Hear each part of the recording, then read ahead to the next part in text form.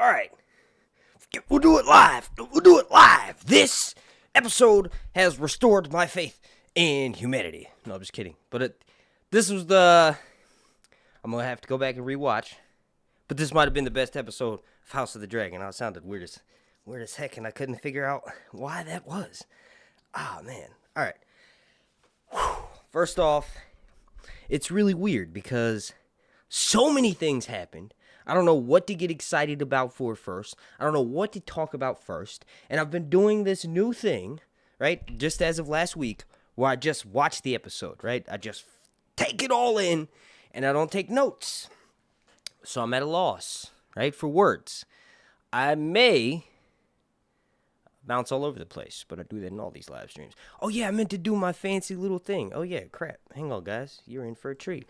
Hey, welcome to Sir Hunt's Reviews. Woo! We're walking through the streets of King's Landing. Here we are. Yeah, all right. But yeah, so, all right. I would assume everybody gives this episode a 10. I'm trying to think, because I just said that it's amazing. I'm trying to think of one thing that would be, just some kind of flaw. But I really can't find one. There was a book line. Word for word. My new hand is a steel fist. Take a steel fist up your butt. Take that, Sir Otto, Mr. Smacking around 12-year-old King Aegon, future King Aegon, future, you don't know that he's a prince, but still you can't smack a prince of the realm, because eventually that prince will become a dragon, and my new hand is a steel fist. I love that. I ate that up, and then I was like, give me more, whore. Give me more. I'm a whore. I want more. It's like that, dude. It really does shine through. And I want to say, nobody from the show watches this. Maybe the twins from from Cargill Bowl, right? Maybe they're watching this. I don't know. Maybe. I doubt it. It's like 6 a.m. over there in London. But yeah. I just want to apologize for anybody watching this that saw my stream from the last episode, directly after episode 1, because I was like, I don't know what's happening. These writers, I was like, she doesn't like George R. R. Martin's work, but this episode restored my faith, and I don't know how to explain it. It's like, obviously, the Cargill duel was almost, the actual fighting was almost exactly like how it was described in the books. There were multiple different ways the fight happened, right? One of them was that the two of them killed each other immediately, right? Another way was that they professed each other's love, like what happened on the TV show, right? And also what happened on the TV show is they sort of killed each other quickly, right?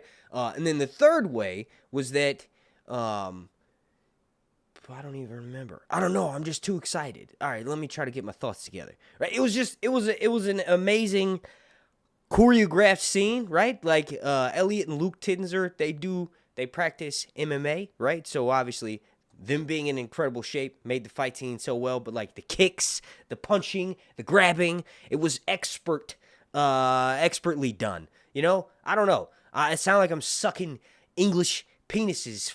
It's what it is. It is what it is. You all saw it. We saw the same scene. It was amazing, right?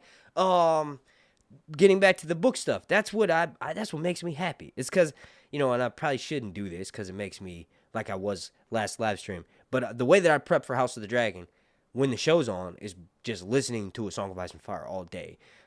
Maybe sometimes I'll pick up the books, but mostly it's just me listening to A Song of Ice and Fire all day, right? And I've done that so much. But because I do that, it makes me get excited about the show, yes, but also I want to look for stuff in the book. I want to look for stuff that immerses me in the world, right? So the last POV that I was listening to for A Song of Ice and Fire, I'm on A Clash of Kings, but the last one, obviously I'm still on the prologue. The prologue is like 48 minutes or something.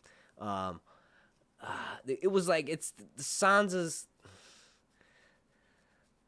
after Ned dies, and Joffrey comes into her room, and he's like extremely Joffrey, right? And he's like, not quite, even though he obviously ordered, I'm talking about the main series. I'm sorry, I can't help myself. But so he'd already had Cersei bring Ned's head, right? Ned's already dead, so that this chapter takes place after that, and Sansa's still kind of stuck in the mentality that Joffrey is not quite as of a monster. Like, she's even shocked herself that she still can't believe he's so horrible, right? For instance, he calls her stupid. I laugh about it, but it's because it's so terrible, right? He's like, my mom said our kids are gonna be stupid because you're so stupid. If our kids are stupid, I'm gonna kill you. He's like, I'm gonna kill you and the stupid baby, and then I'm gonna find me another wife who hopefully isn't as stupid as you. Like, that's literally what he says to her, right? So when I'm watching this show, House of the Dragon, I'm looking for moments like that. Obviously, this is not based on the Song of Ice and Fire main series. This is based on the Targaryen history book, told through the POV of, like, multiple different people, some of which weren't even around when the events were taking place, right? But it makes me look for that sort of, that mental mind effery, right? You gotta watch what you say, because I don't want to be demonetized, but it makes me look for that in this show. And I found it in this episode. This was amazing. With the Aegon threw 15 cups.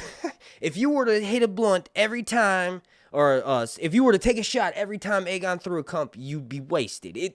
It's everything about the episode added to. Okay, let me give you.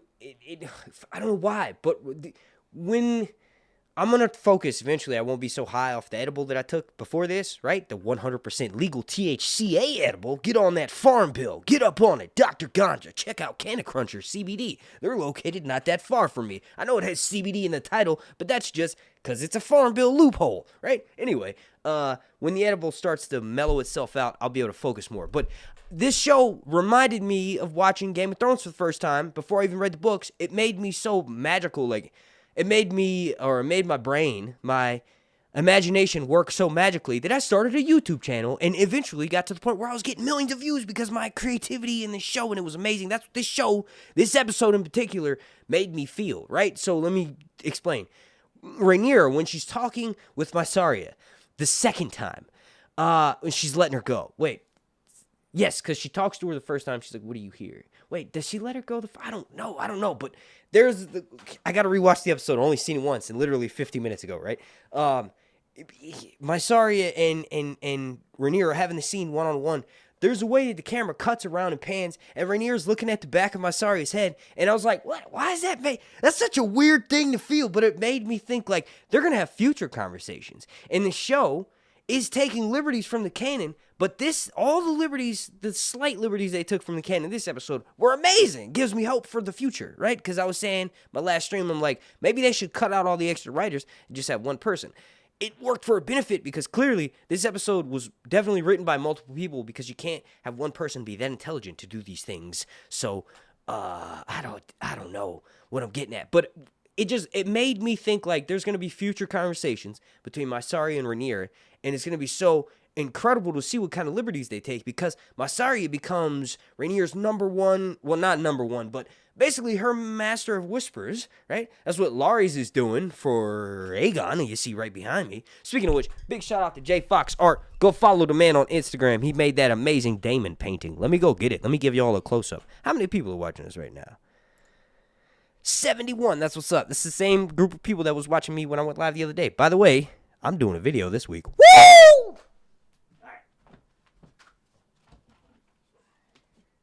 Shout out to my boy J Fox Art. Go follow him on Instagram. I know you're probably like, did you just grab Matt Smith and bring him and show him in the end? Matt Smith is here right now. Look.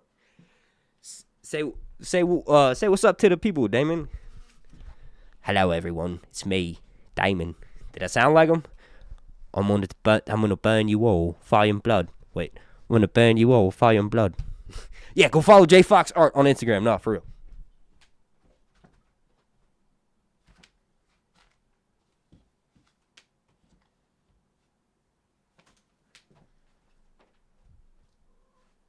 Now you're trapped in here, buddy. Yeah, you're trapped in here. He's like, what are you doing to me? All right. It made me think, like, it just got me really excited for future scenes that we could see that I have no idea about, because I'm not a part of the writer's room, so I don't know which way they're going to go, right? But with Game of Thrones, I hadn't read the books, so that mystique of not knowing what could come next is what made me love the show so much. It's what inspired me to make a YouTube channel, because I was like, let me go talk to some people about what's going to happen next. Like, you could literally see that I haven't not progressed that much since then from now, because I'm just like, yo, what's going to happen next episode? Because we're back. I don't know. All right, let's see. What did you guys think of the chat? Let's see. North must remember. Shout out North must remember. You're a mod and a member of my executive. Why is it? That's weird. On this one, it doesn't show the wrench next to your name. Let me see if it shows it on my page. Wait, can you guys see this? No, okay. Oh, wait. No, that is weird. Is it because you had, maybe I made your other, yeah, you have a couple channels. There we go. You got a wrench. You got a wrench by your name, Matt. Hope you're okay with me saying your name. Alright, Northwest Member says, only nitpick is Helena keeping her mouth shut regarding Cole. Other than that, it's a solid episode, top 3 Hot D episode. Well, listen, I'm sorry, I don't want to sound like a show defender, but that ain't even a complaint, boy! Helena is a severely autistic individual, right? I don't know if you remember her, but in Blood and Cheese, she didn't say nothing when her son's head was sawed off. You know what? I felt way more sad watching the kid's head stapled to his body, shaking around, jostling on that cart. I thought his head was gonna roll off. I was like, oh my God. I swear to God, bro. I was like, dude, if this kid's head falls off his freaking body, I don't know what's gonna happen on this show. They are not afraid to do anything. I thought it was gonna, because the first shot that we see of Ja at his funeral, Ja Rastafari. Oh, it says there's an ad coming in 15 seconds. I'm gonna skip it. I have the option to skip it. I just noticed that. Cool. I skipped the ads, but we're still monetized, so I'm gonna let the ads play next time, guys. I'm sorry. Okay. What was I just saying? Oh, that's not good. I got these Zins. I don't know if you guys can see these. You see that? They're 6 milligrams. I just got them yesterday. They helped me smoke a little bit less, but to be real, not that much. All right.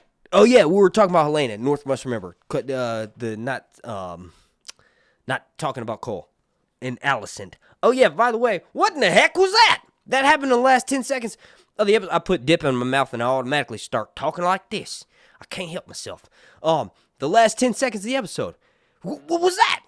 That was crazy. Like, why did she start hitting him? Also, totally makes sense that he'd be a punching bag because he's wearing the exact same outfit when he was wrapped last time, when Rhaenyra wrapped him in season 1. When young Rhaenyra, played by Millie Alcock, wrapped him in season 1, he was wearing his small clothes. The boy Cole is a punching bag, and then he goes and tries to punching bag other people.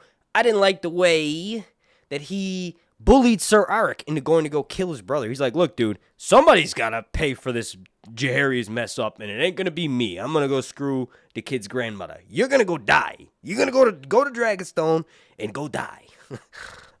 Yeah.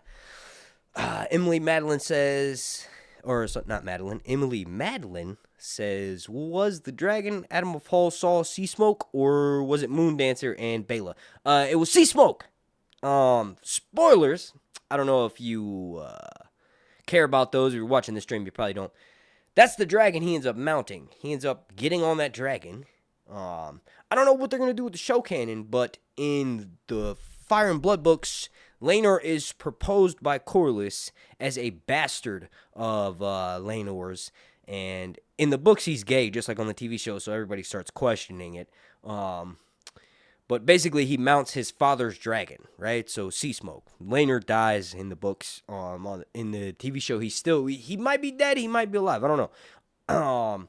Corlys was, like, injured, warring in the Stepstones, right when, in episode 9, episode 10, last season. If Laenor went to go back to the Stepstones to go, like, join a sellsword company with his boy Carl Corey, it's possible he died in a skirmish down there. I don't know. I don't think he's coming back. I think it's guaranteed 100% for sure he's not coming back on the TV show. There was rumors, and the reason why I'm saying that, let me take this stupid crap out of my mouth. That thing just makes me talk weird. There were rumors while season 1 or season 2 was filming that Laenor was coming back. There's this little picture from the leaks of him. But let's jump into it. Let me see. One more thing from the chat. Oh, wait. Did I finish answering that? Was the dragon Animal Fall saw sea smoke? Yes, it was sea smoke. And according to leaks, it follows him around like a cat, right? It's like, I don't know if you follow me on Instagram. There's this cat that comes around my house outside. And today he finally let me start petting him. And he was real sweet. Sweetest random cat ever. I don't think it's a stray. I think it's too well fed to be a stray. But anyway, that dragon just sort of follows him around and lands near him. And on the TV show we saw, he's very ambitious, kind of like Corlys. Remember in season 1, Corlys is like, my wife has my wife on the throne, on the Iron Throne, right? His bastard son, right? I don't know if they're going to do that on the TV show. They might. I mean, they have to, because the kid's a dragon rider. He's got to get his dragon blood from Corlys, because his mother, Merilda of Hull, is just a shipwright's daughter, right? Remember, Adam is a shipwright now, and it seems like Alan is a sailor. So initially in the books, they're like 13, and they are super good at sailing, which kind of alludes even more to the fact that they're actually Corlys' bastards and not Laenor's. The whole reason why Corlys pretends that they're Laenor's is because he's married to Rhaenys, right? And Merilda of Hull, Alan and Adam's mom, is like half of Rhaenys' age in the books. So Corlys is afraid to bring the bastards forward when Rhaenys is alive. But in episode 4, Rhaenys gonna die. And then they need dragon riders, dragon seeds, right? They're gonna call all of the bastards around to come and try to mount the dragon and join up on their side because they're losing dragon riders. Rook's Rest, they lost Rhaenys. Meleys is the biggest dragon on the black side aside from Vermithor. And Vermithor is riderless. So that's part of the reason why they start to decide, we need more dragon riders. In canon, it's actually Jacaerys that comes up with the idea. The history book Fire and Blood's written in part by Mushroom. So Mushroom says it's his idea. But Jacaerys basically comes up with the idea. Jacaerys and Mushroom come up with the idea to say, let's try to get some of these people that are loyal to us, that might be bastards of our house, that could have some dragon blood in them. Let's try to get them to ride some of these other dragons, because you can tell what's going to happen. It's going to be very similar in the books and on the TV show. There's not many people around who are old enough to ride a dragon, right? If they are old enough to ride a dragon and they have Targaryen blood, they're already doing that, right? You got all of the Targaryens that are of age, they already have a dragon. Aside from Rhaena, Baela's twin sister. I don't know if they're twins on the TV show, but Rhaena does not have a dragon. There was a theory that came up at the end of episode 10 last season that Rhaena could take the place of Nettles, and that still may be the case because we haven't seen Nettles, and we've seen a couple of the other dragon seeds. Like we've already seen Adam and Alan. We've already seen Hugh Hammer. We haven't seen someone like Silver Dennis. We know Silver Dennis has been casted in the show. He's been casted by this dude who has, I don't know how to say this without sounding like a butthole, but basically the actor who's playing him has a crazy is offensive. Definitely don't want to say crazy. The actor who's playing Silver Dennis, who's a dragon seed, has some affliction on his face, and I'm pretty sure that's going to play a role in the show. There we go. That's a safe way of saying it to not offend the actor, because I don't know this dude. You don't offend people you don't know. You offend people you do know, like people you watch podcasts of. If you're a fan of someone on their podcast, you watch them enough, you get to know their personality, and when they say nonsense in the podcast, you get to call them out in the comment section. I do this with my favorite podcasters, Matt and Shane's Secret Podcast, Joe Rogan, a bunch of others. Those are the two ones that I listen to the most. I think most people listen to Matt and Shane. If you don't, you should, because they're hilarious. What was I about to say?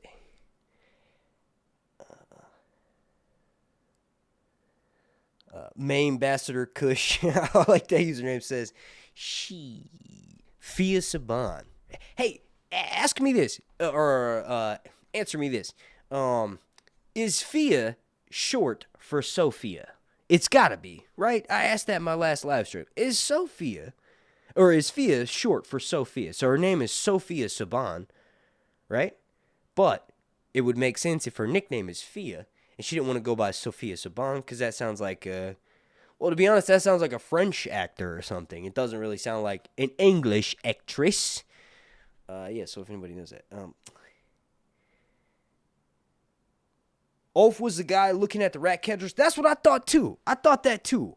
Ulf the Sot, or Ulf the White, or Ulf the Drunken, is another dragon seed. So we've actually seen Hugh Hammer. Hugh Hammer's had several scenes. He had that scene with his wife. You know what? We're talking about dragon seeds. I already have these pictures available. Yeah, so this guy right here, Hugh Hammer, his wife, you know what? Let me throw up another image from the leaks. Spoiler warning, you know, if you're watching this thing, you shouldn't care about a picture. This was filming stuff, but there's a very famous image, and if you've watched any of my videos, you've probably seen this image, because I've shown it like at least 45 times on screen in any number one of my videos, because it's a really famous image, because it shows literally all of the dragon seeds. Okay, I've vamped enough. Where's the freaking image? I'm talking about how famous it is and how I've shown it so much, but I literally don't have it readily available. Here it is right here. Boom. Bet y'all didn't think I was going to pull it off that time. Look at this. These are the dragon seeds. You're seeing leaks from an episode that hasn't even come out yet. Woo! Look at me, Sir Hunts, with the secret leaks. No, I'm just kidding. Let me bring it back up so you guys can actually see it. Where is it? Yeah, there we go. Okay, so this right here, this is an image of the dragon seeds, okay? So up front, we have Silver Dennis, right? And then we have a mystery woman. I don't know who this is, but very clearly they have titties, right? This is a woman. And then behind him, Hugh Hammer. We've seen Hugh Hammer before, right? Maybe that woman in front is Hugh Hammer's wife. Although I doubt it, because look, this woman has black hair, right? But that's definitely Hugh Hammer right there with the bag. He's got a bag. He's he's a blacksmith. He's probably got an anvil in there. Maybe he's got an anvil and a hammer. He's gonna whip it out and start making some swords, right? And then behind them is Nettles, and that's what made me bring this whole thing up, is because like Nettles is supposedly the plot was going to be given to Raina. That was a rumor, right? It was a rumor that was started by some random person online. So, you know, give as much credit to it as you give to me talking about my wiener size. My wiener is probably pretty average, but I always talk about how giant it is, you know? So yeah, this person right there in the middle with the afro, that might be Nettles. That might actually be Nettles, right? But then right behind them is Ulf White. And we actually saw, Ulf White this episode, I think. That looks like the actor who's playing Ulf White. All right, Batman, I'll let you out. Jesus. You can keep scratching at the door?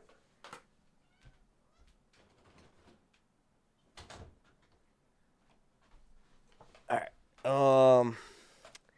Yeah. So we will find out.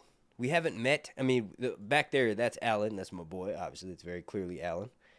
I'm sorry, Adam. Adam of Hull. And then I think the person in front of him is like somebody who works for the show. Obviously, they're wearing cargo shorts. But the person beside them is another person who could potentially be a dragon seed because they're in costume. So there's a couple of individuals. Like this dude right here, Silver Dennis. It's pretty funny. I'll explain what happens with him in canon in a second. But it's really interesting, or it will be really interesting. I'm really excited about seeing what they do with the dragon seeds. One of the complaints, and I don't necessarily agree with it because I kind of thought that it took me out of some of the later seasons of Game of Thrones, is the humor, right? I was saying this, the wit and witticisms, right? So Tyrion Lannister, any scene he was in, you know, his accent was atrocious. Peter Dinklage cannot do a British accent to save his fucking life, right? But he was funny. He said funny things. He made you laugh at an otherwise show that was devoid of humor because it was about the seriousness of living in a feudal society in medieval, not Europe, medieval fictional planet in which dragons actually existed. Now, you could say that dragons are real, right? I can't remember what it was, but there was this thing that came out where this dude was basically saying, it was this dummy, right? Was basically saying that the reason why you don't find any dragons anymore is because their bones were like that of birds, and they'd be hollow, and they would have decomposed. But it doesn't make sense that all these medieval societies talk about dragons, and they came out and they breathe fire and stuff, and we just don't find the remains because their remains are like bird bones, and they don't fossilize. I don't know. It was nuts. But I remember when that came out, I was like shared, and I was like, this is proof that dragons are real, right? But anyway, this is a completely made up universe. That's like, what was the point? I was making a good point there. I was making a really good point. But I didn't. Yeah, Dragon Seeds. I'm really excited to see the changes they make from canon, right? Like, oh yeah, the humor. I was talking about the wit and witticism. That'll be a good moment when you have the dragon seeds, right? You could do some funny scenes, right? Because obviously, going back to when I delayed about the Silver Dennis thing, I had to refresh my memory. Silver Dennis is this dude who says, I descend from Megor the Cruel, right? And he actually shows up, like when they're doing the dragon seed thing, and he's like, I'm going to try to claim Sea Smoke. Is it Sea Smoke or Sheep Stealer? Right? He tries to claim one of the wild dragons, and the dragon rips his arm off, right? And Silver Dennis is like, to do, right? Because one of the things that's special about dragon seeds, which is kind of interesting that this wasn't brought up. Oh, Dayron was mentioned. Dayron is in the show. Oh my God. Dayron is in the show. We got to talk about that. The Cargill duel. We've only been streaming for like 20 minutes, right? Yeah, 27 minutes. We got a lot of stuff to talk about. I'm sorry. But like the dragon seed, I'm talking about something that it didn't happen this episode. It's coming up. I can't help myself. I really can't. All right, let's focus, dog. Water. Here it is. Just looking for my... I didn't mean to say that out loud. I was thinking that. That's the edible, dog. The edible got you like that. I was saying my thoughts out loud. I was looking around thinking, where's my water? And I said it out loud like a fucking idiot, but not. That's it. I go, water. Oh, man. Shout out Kieran Bew. Boy's killing it, by the way. Shout out his wife, too. I don't know who that woman was, but shout out. Good actress.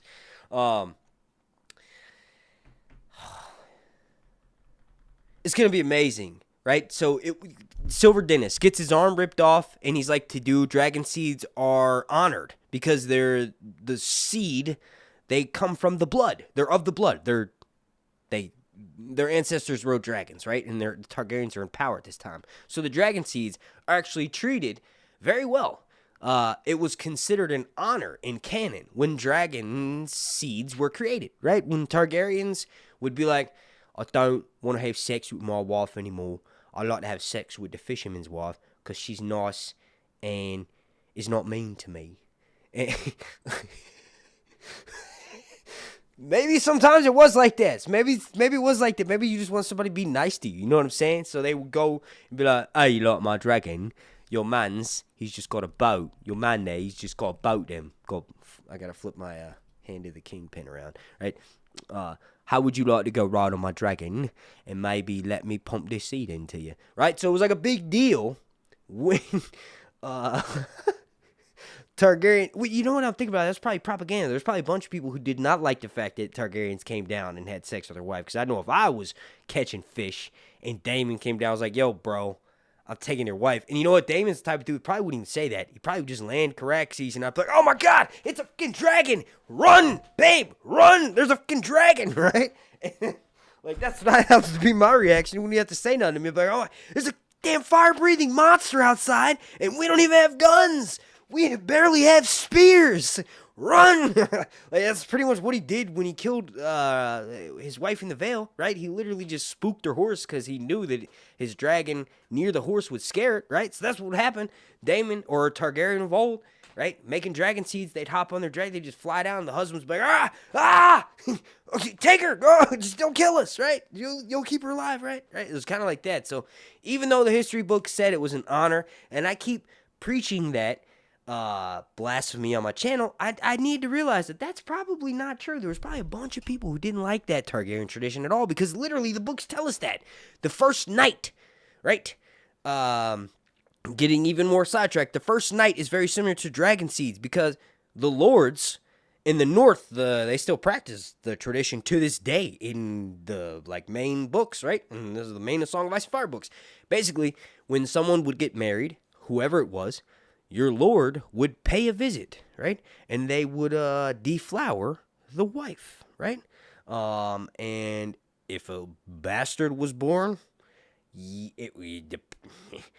would kill it, right? I don't know. You do maybe you'd have a situation like Roose Bolton where the woman that he rapped against the tree, right, shows back up at his house one day and goes, "Hey, this baby's yours."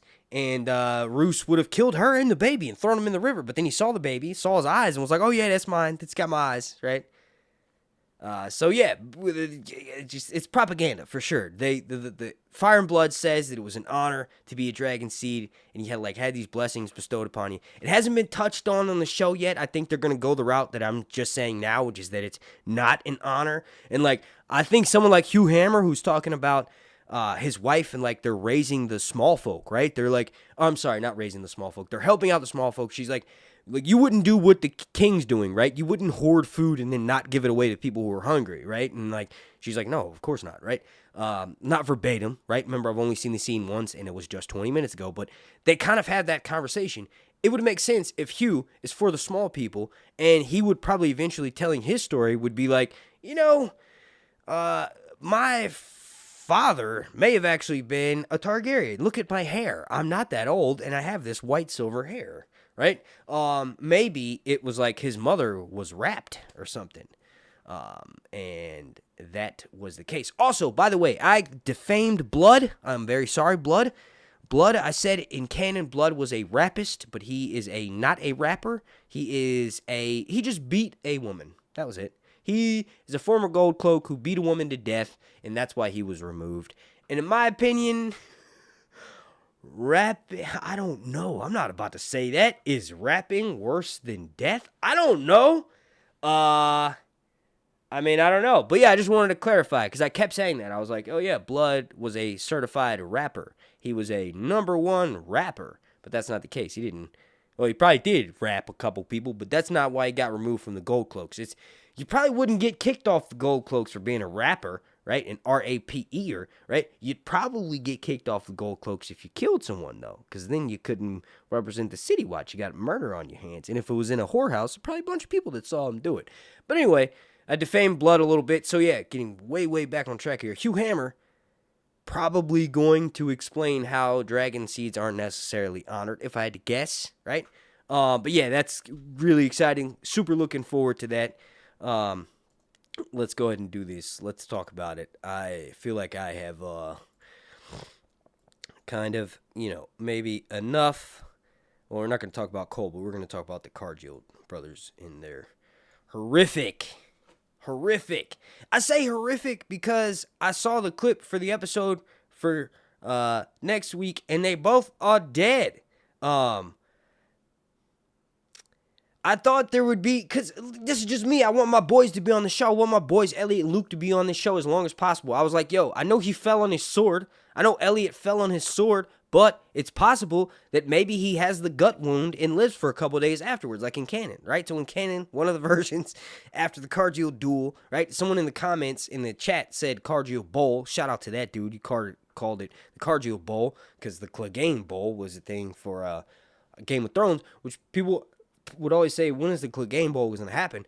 And we had to correct everybody. I remember we did this with my boy Raised Albo. We were like, dude, it's a Clegane Bowl 2.0 because we already got the Clegane Bowl. Happened in season 1 when they both fought each other. But anyway, Cargill Bowl. I thought for sure, I was like, yo, they're definitely not going to do my boy Eric like that. Eric will get to live for like a day or so. But no, I mean, he fell on a sword and died immediately, right? But there's in the books, in canon, he gets a gut wound, right? Because his brother stabs him as he's dying. As he kills Arik, Eric gets stabbed by Arik in the gut, and then he dies from his wounds a few days later. And it's horrific because when you get stabbed in the stomach, it's a really terrible way to die. It takes a few days or maybe a week or something, and it's agonizing, right? And George mentions that a few different times throughout the Song of Ice and Fire novels. So I thought maybe my boy would be on the next episode, and we'd have this touching moment where Rhaenyra holds him while he's dying or something. But nah, he's super dead. They threw dirt on his face. They buried them together. I mean, I'm not a writer, but like, burn them. They're not Targaryens, no, but like, you honor, and you're probably wondering, why do I have pictures of just one of the twins up right now? Well, it's technically both of them. You don't know which one it is. Haha, I do. I know which one it is. Can you guess which one it is? Let me know. Let me know in the chat. Oh, I need to take off the, this. Oh, wait, then Cole pops up. We don't want to see your face, Cole. We don't want to see your face, Cole. Although, to be honest, dude, I like him a little bit more after this episode. And it's not because he's getting all of the coochie from Allison. That's not why. Like, obviously, I'd like to be doing that, but no, that's not why. It's, his character is starting to have some depth, right? One of the things that a lot of people were saying that I didn't necessarily agree with, right? But it's like they were saying, like, characters feel bland and they feel flat, right? Kristen's character, although he has no gray hair, which is kind of concerning, he's aged 20 years over the course of this, but also I'm assuming he was super young when he first joined the Kingsguard and show canon. I can't remember exactly if they said his age, but I'm assuming he was like 14 or 15. He was probably close to Rhaenyra's age, right? So anyway, well, let me bring him into the frame because we're talking about him now. He's starting to be cooler, man. I don't know how to explain it. I need another few scenes or a couple more episodes under my belt, but his arc is starting to be like, all right, okay, my new hand is a steel fist. That scene definitely made it cool, and he didn't even do anything cool in that scene. He was there. A gripe that I know people will probably say, Aegon. He said the line from the books, right? He said, my new hand is a steel fist. But the way that he gets there in canon, right, is that he basically said, I know I sound like a book snob right now, but who cares, right? The way that it happens in canon is he's basically like you're not doing anything, right? I want you to do stuff.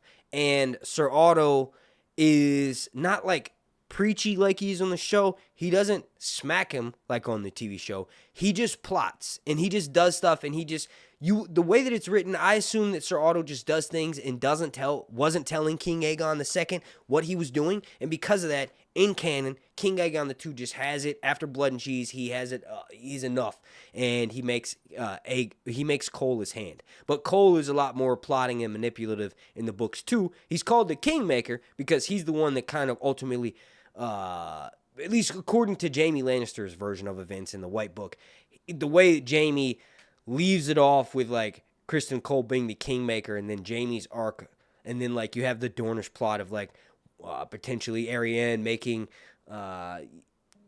Cersei's daughter. She was on the TV show. What happened? Marcella got. Oh my God! She got poisoned lips. She kissed Jaime and died. That's what it was. Or she got kissed by one of the sand snakes and died. That's what it was. And then Cersei did that to her on the TV show. So in the books, Marcella just has a sliced ear. But there's this character that wasn't on the TV show named Arianne. And she's a POV, so it's really weird that the Game of Thrones TV show didn't bring her in. But she's basically she had this plot to crown Arianne. Arianne has this plot to crown Marcella as the queen of Westeros because she's older than Tommen. And in Westeros, the Targaryens told Dorne that Dornish law will always take precedent, but only in Dorne. So technically in Dorne, Marcella should be queen because Tommen usurps it, right? But it's all tied into that Jaime Queenmaker plot, and like it made me think like there's some stuff that will probably be revealed in Winds of Winter later on about Kristen Cole, but we ended up obviously hearing more about him in Fire and Blood. The fact that he is a lot more cunning with Aemond, and him and Aemond, the way they formulate battle strategies, I would assume he's way more manipulative than we hear about him from the history books, right? So in the TV show, they kind of made Aegon just accidentally choose Cole as his hand because Cole's around, and Cole did do the right thing. They killed Blood. They got Blood, right? So in canon, Blood dies in Maegor's tunnels, and Jaime finds his body because Jaime finds a body with a sack of gold that's got the head of Viserys the First on it, and it's kind of like Daenerys' eggs. You know that Daenerys' eggs were stole by Alyssa Farman and then taken over into Essos, and then eventually they fossilize, and then Lord Varys gifts Lord Varys' best friend Illyria Mopatis gifts her the eggs at her wedding to Khal Drogo, right? But on the TV show, looks like House of the Dragon might be making her eggs be some eggs that were taken to the Vale. It looks like Jacaerys in episode 3 is going to continue trying to make allegiances and allies and stuff, and he's probably going to fly to the Vale when Baela and Rhaena go to the Vale, and they're going to bring dragon eggs. Baela's going to take Moondancer there because one of the ways that the Vale decides to join Rhaenyra's side is if she brings in dragons. So anyway, the TV show might make those eggs eventually get lost and they become Daenerys' eggs for TV show canon. But what I was getting at is George kind of alludes to mysteries and doesn't give solid answers in the Song of Ice and Fire book. So you assume with Cole being called the Kingmaker, he did a lot more plotting. And then he kind of does in Fire and Blood. And also you got to realize Fire and Blood's written from not his point of view, so we don't know. So anyway, I can't explain it, but I'm liking him more. I don't know what it is. I think it's because we're just getting more episodes. Like, the show's developing, right? Everybody talks about how amazing Season 1 Game of Thrones was, and I agree with that. I don't think that it... I don't think that that's a wrong opinion or anything, but I think Season 2 of Game of Thrones is actually more preferred to me, right? Because Daenerys doesn't have Khal Drogo with her, right?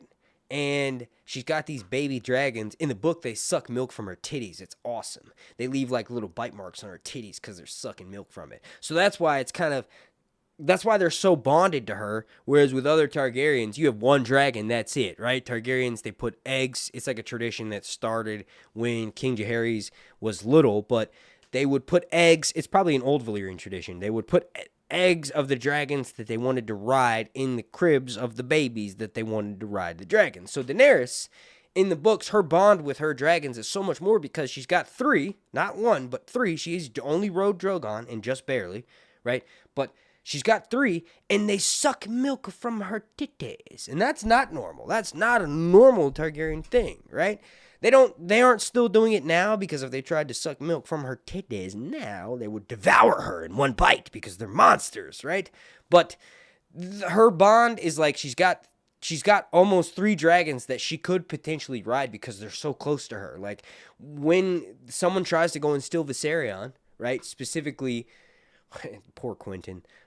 When Quentin tries to I think that's like a vlogger or something. I've seen that name on Twitter before. But Quentin Martell is kind of like someone that everybody feels bad for in his POVs, because basically he's sent halfway around the world on a love quest, right? And he's never met this woman. That woman being Daenerys. Basically, his father, Prince Doran, down in Dorne, tells him, "Yo, we had this contract. Initially, Viserys was going to marry Arianne, but Viserys dies, so the contract now will be Daenerys will marry you, and you is obviously Quentin. So Quentin is tasked with taking some of his buddies, going all the way around the world, going to go to Daenerys and Slaver's Bay when she's in Marine with fully hatched massive dragons, right? And when he gets there, her POV, literally, she's like, man, I wish this motherfucker was more handsome. Like, she literally just goes, I wish this guy was more pretty, right? Because she probably would have sucked his peen. Like, she would have taken a second husband. But he's ugly and he looks like a frog. He looks like a typical Dornish dude, right? He doesn't have, like, what she calls flaxen hair, or like sandy hair and like blue eyes or whatever, or purple eyes, like, you know, in the books, right? She doesn't look, Quentin is not attractive enough to Daenerys. And you get the POV of Daenerys and Quentin. So Quentin's like, what? Really? You don't think I'm... She doesn't say that to him, but basically he kind of gets that vibe because he knows that he's not good with the girls, right? He's a virgin, right? So you're ultimately like, this guy has never even hooked up with someone, and then his dad tells him that he's supposed to marry this person, and he's supposed to go around the world, and she's got dragons, and he doesn't even know if he's going to survive, but he's going on this crazy adventure, and then his friends die along the way, his companions that he takes with him die along the way, and then he gets there, and he has a conversation with Daenerys, and she thinks, like, oh, he's ugly. This dude is ugly. I'm not giving him the time of day. But he thinks, like, I'll give you Dorne. I've got 10,000 spears in Dorne, and you need them to help take Westeros. And Daenerys is like, oh, but I'm here. I'm doing the marine thing, and like I have dragons, and like she basically shows him her dragons, and she's like, look, like Aegon took 2 husbands. Like I'm gonna need someone to ride these dragons, kind of hinting at the fact he's so stupid. He's like, oh, she wants me to get one of those, so that's what he ends up doing. So getting way back on track. Daenerys flies off with Drogon. No one knows where she is. Quentin comes up with a brilliant idea to go and try to steal one of her dragons, right? Because he's met them through Daenerys. Remember, I just was saying, he met them. He knows them, but he's going to try to mount one so that way she'll respect him, and he'll take one back to Dorne, and then Dorne will be able to, be like, hey, we have a dragon, and not, because, like, technically, Quentin has Targaryen blood because Daenerys Targaryen, the Daenerys that Daenerys on the TV show is named after, marries into the Martell family, and they have kids together, and they survive. So the Dornish do have a couple drops of dragon's blood, and so Quentin tries to steal one. But anyway, Daenerys' dragons are so bonded to her that when Quentin breaks in there with the Windblown and his boys from Dorne, I was about to say Duck and Raleigh, but Duck is with Tyrion, and there's another group of Dornish people with a Prince Aegon. The books are so complicated, but if you guys want me to start in a Song of Ice and Fire live stream, just subscribe, because I've already done that. You're watching one right now. Welcome to the show, baby. Baby. How many people are watching right now? Shout out to the people watching right now. We got 94 people watching right now. That's what's up. Thank you. What's up, Claudia? I haven't seen you in a while. Hello. North must remember. I'll do this real quick. Shout out to, let's see, participants. Oh, wait. Okay, well, it's only showing 4 people. Shout out to I-1013, main ambassador Kush, and the North must remember. That's weird. I guess it's whoever was in the chat actively typing. But anyway, shout out to everybody who's watching right now. Getting back on track, right? I can't even say getting back on track because I honestly don't know where I was at. So let's talk about House of the Dragon, right? Let's bring it back in. The Cargill brothers duel. Man, it was nuts. All right. I'm going to be honest. I followed the dudes on Instagram, so I saw all the posts they make. I was like, these guys, and they've told me, they said, we're big fans of the world. We're really excited to have like playing a part in the show. I was like, dude, you guys are living my dream, basically. I would love to do something like that. You know what I mean? So I know they thoroughly enjoyed or are thoroughly, well, obviously they enjoyed working with the show, but they're big fans of the universe. They like George R. R. Martin's books. So they're going to try to do the part justice. So my brain was like, yo, whatever they do end up doing duel-wise for House of the Dragon, it's going to be nuts. I know it's going to be crazy because they kept focusing on their swords, right? They are brawlers. They're scrappers, right? Like in real life, the dudes practice MMA, right? Like they can throw a punch. So obviously that's going to be incorporated into the fight somehow, but they went above and beyond. I got to rewatch it. I wonder if the fight scene has already been uploaded to YouTube. Let me see real quick. Let's type in Cargill Twins Duel. Someone had to have uploaded the clip already. There's no way. Let me sort by new. Recently uploaded. Crap. Not yet, but I wanna. When I do my live stream on Wednesday, I'm gonna do another one on Wednesday, sort of like a post episode thing. I'll have the clip pulled up, but they like. they did an amazing job. I think this episode in general kind of had so many different amazing things that happened that if this was featured, like this could have been featured in a standalone episode. Like the two of them are so awesome when they're on screen, like in scenes. I feel like the plot could have taken up the course of maybe a few episodes. Just as a fan of them and as a fan of the TV show, it'd been cool to see that kind of build out more. I'm going to be completely honest, and this I might sound like a bit of a hater, but I actually felt more of an emotional reaction to watching the two of them die on screen than I did with Jaehaerys in episode 1. And that kid got his freaking head cut off. Like, we heard the sound of his head getting sawed off. And I will say that seeing him in this episode being marched through the streets, even though I actually have a picture of that happening, right? Like, I literally, right here, have a picture of Jaehaerys' funeral, but we couldn't see the dummy, the stand-in, the body double, mannequin, I guess. I don't know what the heck to call it. But I couldn't see that in the leaked images. Here it is. So I was like, oh yeah, I know this is going to happen. And we knew that we could kind of see part of a little baby doll that was used. But that was like, I felt more of an emotional reaction to Jaehaerys seeing him dead on the thing with the staples on it. Like, that was nuts. You know what? The book nerd in me goes, is that cat gut? Is that made out of cat gut? Because they use cat gut to stitch up Tyrion's face when he gets his nose cut off in Clash of Kings. It happens in Clash of Kings, but the actual stitching of the Tyrion finds out about the stitching of the face in Storm of Swords. But yeah, they use cat gut, cat intestines as a way to sew stuff. That looked like actual staples, though. I don't know, but that was crazy. Yeah, is that weird, chat? Did y'all feel more of an emotional reaction? It's because we spent more time with Eric. Like and Eric, they like gave them a bunch of scenes this season. Remember Damon has a scene with Eric where like basically it's the same thing Cole did, right? In this exact scene right here. It's this, crap. Click on this. No, this, man. Where is it? Right here. This image right here. Like, basically, Cole did the same thing Damon to him in episode 1. When Damon and Eric are having the scene, and Damon's like, yo, you could have killed Aegon. You knew what he was doing. Like, you knew what was being planned. You could have stopped this.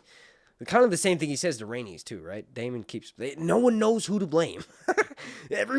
Blame everybody but yourself is what they're all doing, right? But anyway, it's a very similar moment that we had with Arik in episode 1, I think, of season 2. And I think that's probably why, at least for me anyway, why I feel more of an emotional connection than I did with Jaehaerys dying. That whole sequence was it was kind of awkward. I'm going to be honest. I don't know if this episode was so much better. Like this, dude, I think this might be my favorite episode outside of episode 8 of this series. And I think it's pretty close with episode 8 just because of so many things happen. And we got a book line, and I'm a sucker for book lines. And episode 8 had stuff that didn't even happen, like the dropping the crown down the Iron Throne stairs and Daemon helping him walk up it because Viserys is so decrepit. That's an amazing scene. But like the fight between the two brothers might be equal because I could feel as an average show watcher and you didn't know that was going to happen, you probably were in peril for Rhaenyra because Arik does such a convincing job of I'm going to do whatever I have to do to make up for my mistakes. I'm going to kill Rhaenyra. Remember when she moves over to the corner and he lunges at her? I was like, oh, snap. Is he going to actually cut her? She's been cut a bunch. She might be cut, right? Like, because I felt that way, I was like, I know there's a bunch of people out there that are watching this that don't know what's happening with Fire and Blood that probably feel that same way. So I feel like there's moments in this episode that are equivalent to moments in episode 8 of season 1. And that's unanimously across the board. Everybody agrees episode 8 of season 1 is the best episode. It's the highest rated on Metacritic or Rotten Tomatoes or whatever the hell, that website that doesn't matter, right?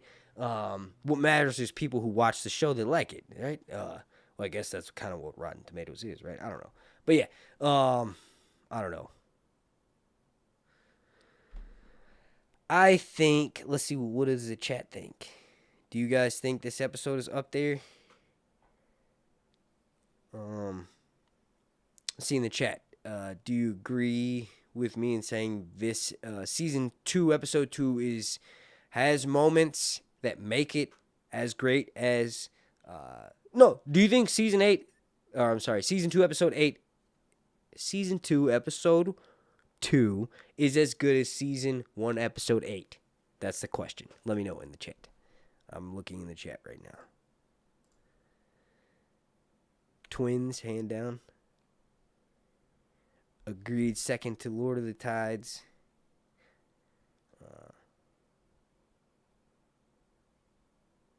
I was just waiting for the boy's corpse to fall off the wagon when they tried to push the... Me too! Gene! Yo, I thought his head was going to pop off because if you look at the scene in the beginning, they focus on his neck, and it was so... Look, I'm going to be honest. When I'm smoking weed, when I'm taking edibles, right? Completely legal THCA, look up the Farm Bill 2018, right? You slacking if you don't know about it. Get it in the mail. It makes everything more intense, for sure. That's why I enjoy it, right? Also, when you're working out and you take edibles, it makes you feel amazing because your muscles is all, I got muscles. I got muscles. I got to look out for these muscles. You know what I'm saying? Y'all couldn't even see my muscles. Hang on, let me show y'all my muscles.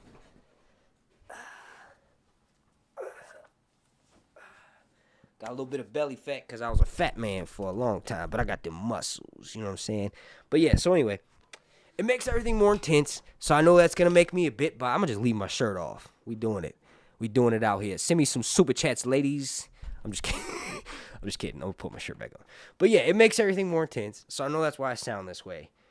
But it was just awesome. I think that season 2, episode 2 was close. And we only have 6 episodes left, right, after this. So this might be, for sure, the best episode of season 2, but also of the series, potentially, because of what's happened. Like, obviously, Rook's rest. We know there's going to be a massive battle. Rainey's death is going to be intense, but Rainey's is not innocent, right? So the theme of this episode, the interwoven theme of the entire series has been Team Small Folk. That's why I'll occasionally... What the hell did I just do with my eye? Has been Team Small Folk. Look out for the small folk. Remember, I don't know what do they call her? Madam Quilly? It's Fabian Frankel's acting coach. It's his acting coach. The woman, we saw her titty. I was excited because I was like, dude, I saw your acting coach's titty and you weren't a part of that scene. So I don't know if you actually saw. Oh, well, he probably watches the show. But anyway, that's his acting coach. It's Fabian Frankel's acting coach. Remember the behind the scenes thing, he's talking about how it was awkward to be in a scene with someone who taught him how to act. So anyway, she's a good actress for sure. Amond, you need to eat a chicken sandwich. I recommend 60 grams of protein. You need to eat, my dude. Did you see his penis? Did you guys see Amond's penis? Like I said, so much stuff happened this episode. It's a lot to unpack. And you know what? I'm going to go ahead and say it. I'm going to say it. It's better than episode 8 because it was a happier theme because obviously, the brothers dying is tragic, but episode 8 is the king dies and the war starts and Alicent betrays Rhaenyra and they just made up. That's a lot emotionally, right? But I'm going to go ahead and say that this one's better because it was a lighthearted episode because all things outside of the Cargill Bros duel is like Aegon unfolding before your eyes, showing you more of Tom Glencarney's incredible acting ability. Obviously, he's good at showing anger, but the range that he showed in episode 1, the range that he's showing in this episode, I know he's going to pull off the half-burned king. And I was about to get up and show you because not only is he half-burned after Rook's Rest, but eventually he's going to fight Bela and Moondancer. And when he does that, there's a moment where they're hurtling towards the ground and he jumps off of his dragon, right? He jumps off of his dragon, Sunfire, and he lands on his feet, and he breaks his leg. So he walks like Larry's clubfoot, and he's burned on half of his body. I don't know what they're going to do on the TV show. I'm pretty sure it might be worse, right? But in the books, it said that his armor's fused to his skin because the dragon flame got so hot, it melted the metal to the point where it fused to his body. Now, obviously, in real life, he would die from, poisoning and stuff. But, the fact that that's something similar to that's going to happen to this dude, and we saw all of the range that Tom Glencarney's capable of, gets me really excited again for the future of this series, because we're going to get to see all of these people unravel, right? And we're seeing them, like, obviously we're seeing everyone has breakdowns because there's all this death, but you're also seeing them harden, right, and become the characters that you hear about from the history books, right? So I can't remember if I finished my full out thought on that, but I saw a complaint in my comment section. People are always saying, I hate how everything seems like it's a mistake, right? So episode 10, season 1, Lucerys totally getting eaten was an accident because Aemon lost control of his dragon, Vhagar. Vhagar's an old beast. She's an old hoary beast, and he couldn't control her. She was like, that little mother Arax just burned my face. I'm pissed off. I'm going to eat him, right? She could sense that Aemon didn't like Lucerys. And Aemon told us that, he said, they used to bully me. Remember? Like, he said it to the whore. I don't mean to call her whore, but I'm just being canonical. She's a whore. I like her. I like her acting. I just don't know the lady's name. I'm sorry. I couldn't think of her name, so I just called her whore, right? I call my dog, bitch. I do. She is so dumb sometimes. She's so stupid. She's half lab, so she eats rocks on the ground. Like, we walk for miles. It is hot outside, and she still fights me the entire way. I'm looking into it. There's like these muzzles that you can get that keeps them. Obviously, it's not a muzzle, but it prevents them from being able to eat stuff off the ground. Like, she just constantly. It doesn't matter what it is. It could be a piece of paper. It could be a rock. If there was a slight chance that a piece of food touched it, she's going to eat it. And I know why she's like that. Because my kids think that the floor is a trash can. And I know this sounds stupid, but like, I've started making them pick it up, and they've stopped throwing food on the floor, right? You think the simplest solutions for stuff sometimes. It's like Occam's razor or whatever. It's like, oh, I have to do this, and it's humiliating, and it's demeaning, and I don't want to do it because I didn't throw this crap on the floor. I make them do it now, and they fucking hate it. They hate it. They're like, why am I having to do this? You're so mean, Dad. I'm like, yeah, that's right. Pick it up. And if you step on it and smush it, I'm going to get you a paper towel and some spray, and you're going to wipe it up. So you better quit doing this, because they'll be screaming and crying the whole time. And I know it makes me sound like a terrible parent, but it's like, nah, they need that. They need to do that because they learned we shouldn't do that. We shouldn't throw crap on the floor. We're going to have to do this every time. And like, normally they like cleaning up because I made cleaning up toys a game, but like, that is not, because I'm mad and I'm yelling and I'm like, pick it up. Why are you doing this? So they're like, it's like I'm just admitted to being a bad parent for yelling. But yeah, no, I yell, dude. Yeah, dude. I don't know, man. I can't help it. It is hard to be a parent. But yeah, it's also amazing because the funniest moment of my life happened the other day. I'm going to get back to the show, but I gotta share this with people, right? So, obviously, my girlfriend's the breadwinner. I take care of our children at home. I FaceTime her. And, my kids are sponges, obviously, but they can repeat anything. They can say they can say big words, right? So it's a game with them to try to mimic me as much as possible, to the point where they will do that to people we walk by in the store. And they're bigger. They're 3 and 2, right? But they're taller, so they look like they're 4 and 5. People who don't have kids always think they're older than they are, right? And even people who do have kids, if their kids are older, they think my kids are older because of how tall they are, and they're big, right? They will copy what people are saying. There was this handicapped woman who was walking around, and like, she was like talking to her husband or whatever, and she's like deaf, and like, my daughter was like, like, she literally mimicked exactly what this woman said. That's just setting up the context of the story, right? So she's that good at mimicking stuff. So anyway, I'm FaceTiming my girlfriend. She's on her way to work. I try to make her laugh because working sucks, and she's a nurse, so it really sucks because people suck, and like, sick people suck wieners, right? So I'm like, just doing what I do. Usually I always will just say inappropriate things, right? So if I know she's in public, or not in public, but if she's in her patient's room and she's got her walkie-talkie on, I wait until she walkie-talkies me, so I know she has it on the watch, and I'll walkie-talkie, like, hello, how are you doing? Like, just while she's in a patient. It's funny, right? That's my sense of humor. So anyway, my kids are outside playing at the water table, playing with the water guns. She's on her way to work, and she's like it's hot. Her car doesn't have any AC. It broke. It's too expensive to fix, and I'm pretty mechanically inclined, but not enough to work on AC systems. Like it literally, something. All of the components that it would normally be are not that. So we have to take it somewhere, and it's going to cost a lot of money for them to even look at it. So anyway, I was like, "You want to see my penis?" Like I was like just making jokes to her, right? Like just talking shit. Hours go by. I forgot I even did that. Changing diapers. My girlfriend is my girlfriend.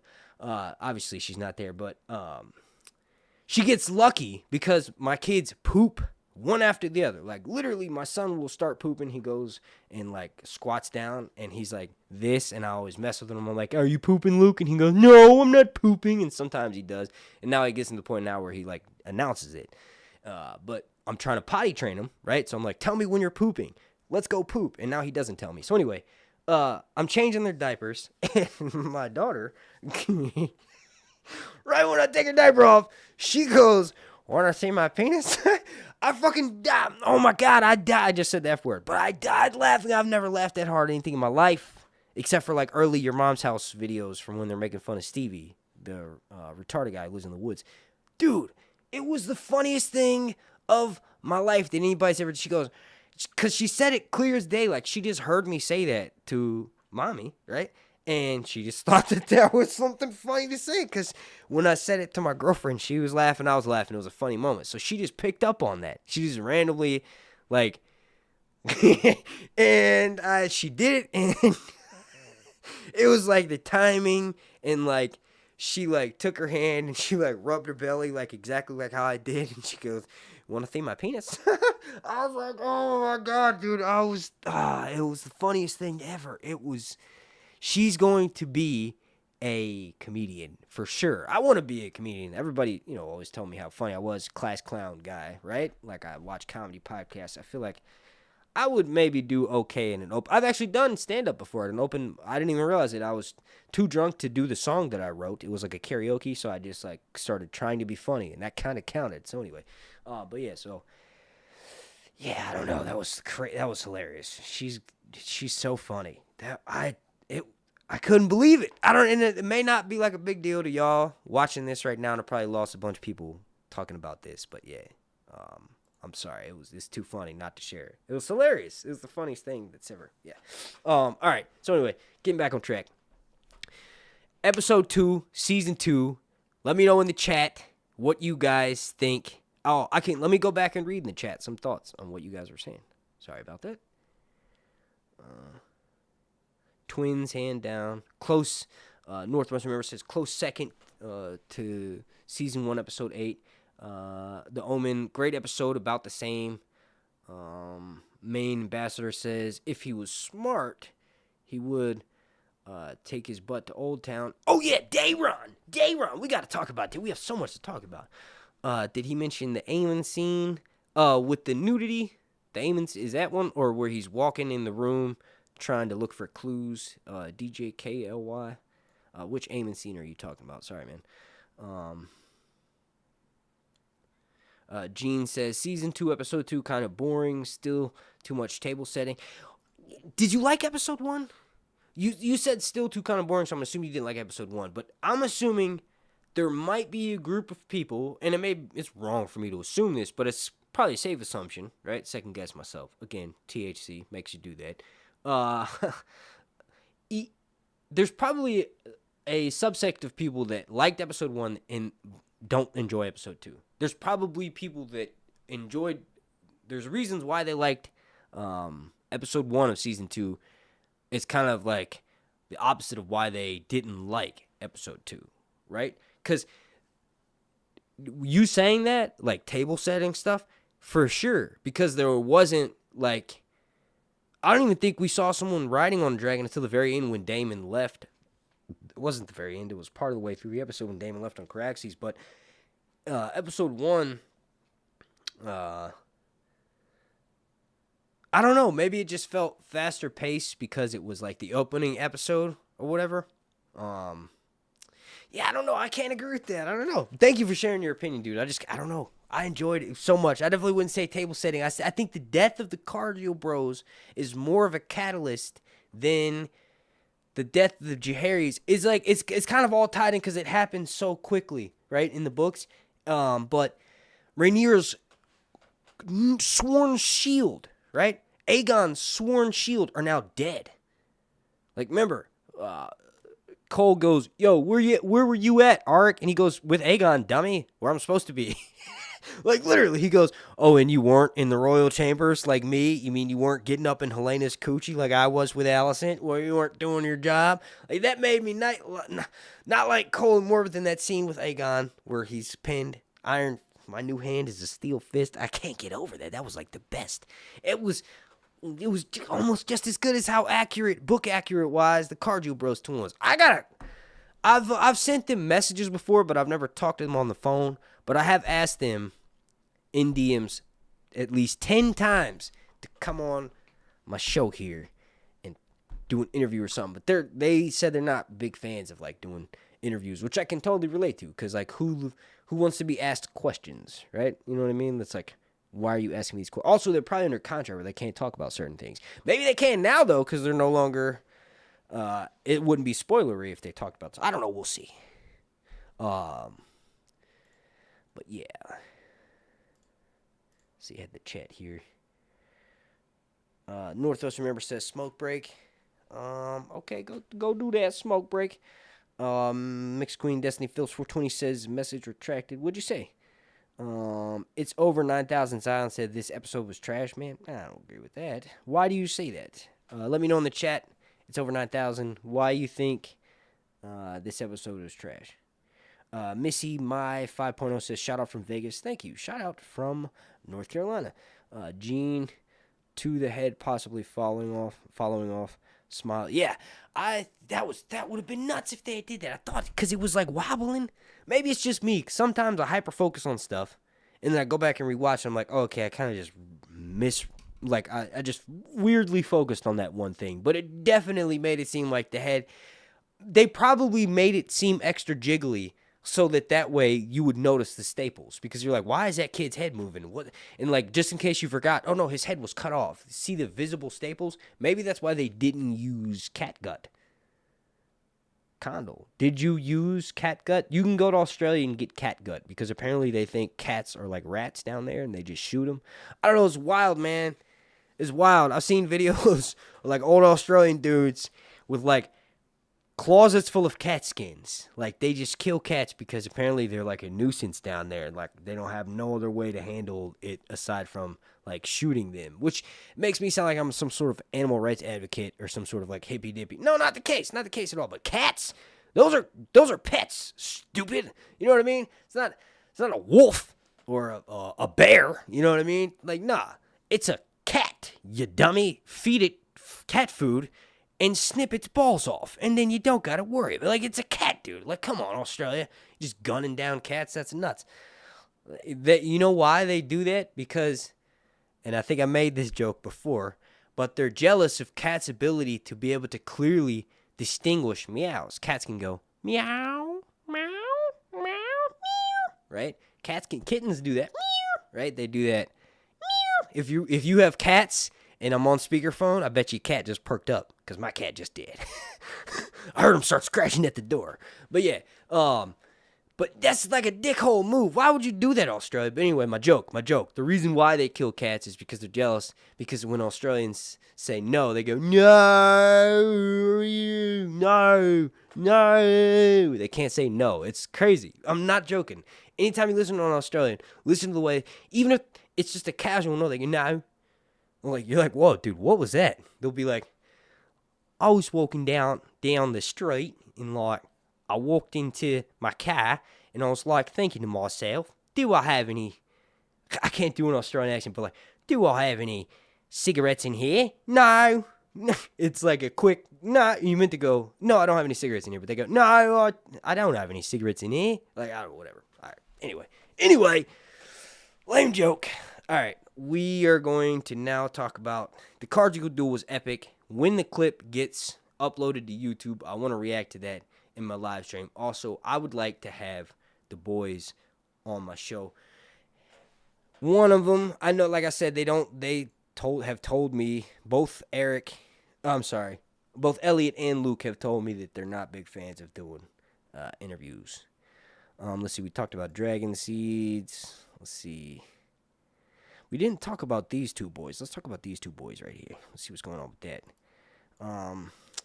So, one thing to know is that Alan doesn't claim a dragon, but he does try to claim a dragon. So I'm pretty sure he's going to have other scenes than sailing with Corliss's fleet. But the whole thing they're trying to do there is establish, maybe in a later show or something, but basically he becomes Corliss. Like, he literally, after this war is done, Corliss dies of old age a couple years after it's done. Alicent dies of the winter fever in 132 AC, which is like a year and a half after the events of the Dance Dragons. She actually dies hating the color green. Rhaenyra, of course, gets fed to Aegon's dragon. Aegon obviously gets poisoned by Lares, but Corliss had something to do with that, right? So when Cregan, the dude we met in episode 1, shows up, he comes down, he puts Corliss in a cell. I'm like spoiling the entire show, but this is what happens at the end, right? So eventually, Corliss dies, and this dude, right, Alan Oakenfist, not his brother with the dreads. I think that's why they chose to do his hair like that, so that like people who think they look similar, I don't think they look that similar, enough to be considered like relatives, right? But they probably did that so that people would be able to tell the difference. Also, maybe Abu Bakr was like, I don't want to wear a 10-pound hairpiece like Clinton Liberty's wearing. Clinton's wearing. I don't think Clinton has. I know that's not Clinton's hair's not that long. I'm gonna look at it. I'll look at his profile right now. Yeah, no, his hair's short. You can see his profile picture. Clinton Liberty. There you go. That's him. So yeah, that like maybe he had enough give with HBO where he's like, I don't want my character should be bald. Maybe he did that. I don't know. But in the books they have silver hair. So anyway, the reason why they're doing that, like, oh, you pulled Corliss out of his ship, he didn't pay or give you your due, right? That you should. They're hinting at the fact that Corliss owes them for something because Adam was like, he owes us, right? And obviously Adam had nothing to do with his brother saving Corliss's life. So that was one thing that I just wanted to quickly talk about, is that they're setting up that plot, I feel like, of them being his bastards, because Adam was kind of like, he owes us more. He's like, he might be our dad. Maybe he should give us some monies. You know what I mean?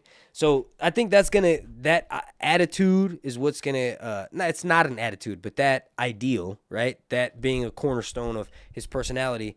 And obviously they're supposed to be like in their teens. They're supposed to be like 18, 19, maybe early 20s, right? That's that ambition is what's going to lead him to Mount Seasmoke, because Rhaenyra has a direct confrontation with him. Let me pull up that image. In that confrontation, I imagine it would be something like, Rhaenyra's like, hey, you're on my dead husband's dragon. Why are you doing that? Like, why? Speaking of, just speaking of, we know that Alan is going to go to war at some point because he's wearing Valyrian armor. House Velaryon armor. This looks like this was obviously a clip from the trailer. Like, this is a screen cap from the season 2 trailer, one of them. But at some point, he's going to go to war. What's interesting, the image, I need to find it. Rhaenyra will confront him when he does eventually take Seasmoke.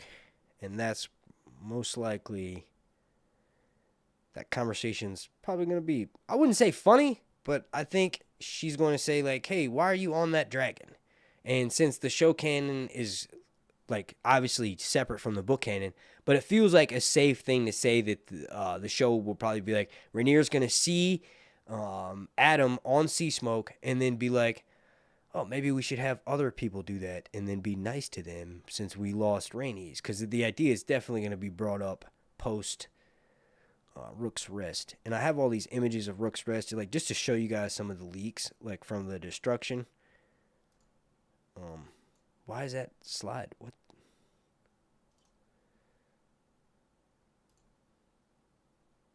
Yeah, where? Where is it at?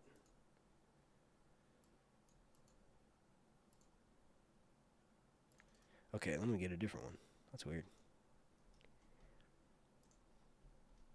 It's like it didn't want me to show you guys these leaks. But the images from Rook's Rest are nuts. Like, for instance. What? That's not showing up. Oh. No?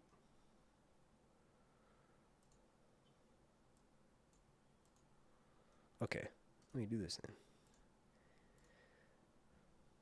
Sorry. It's embarrassing.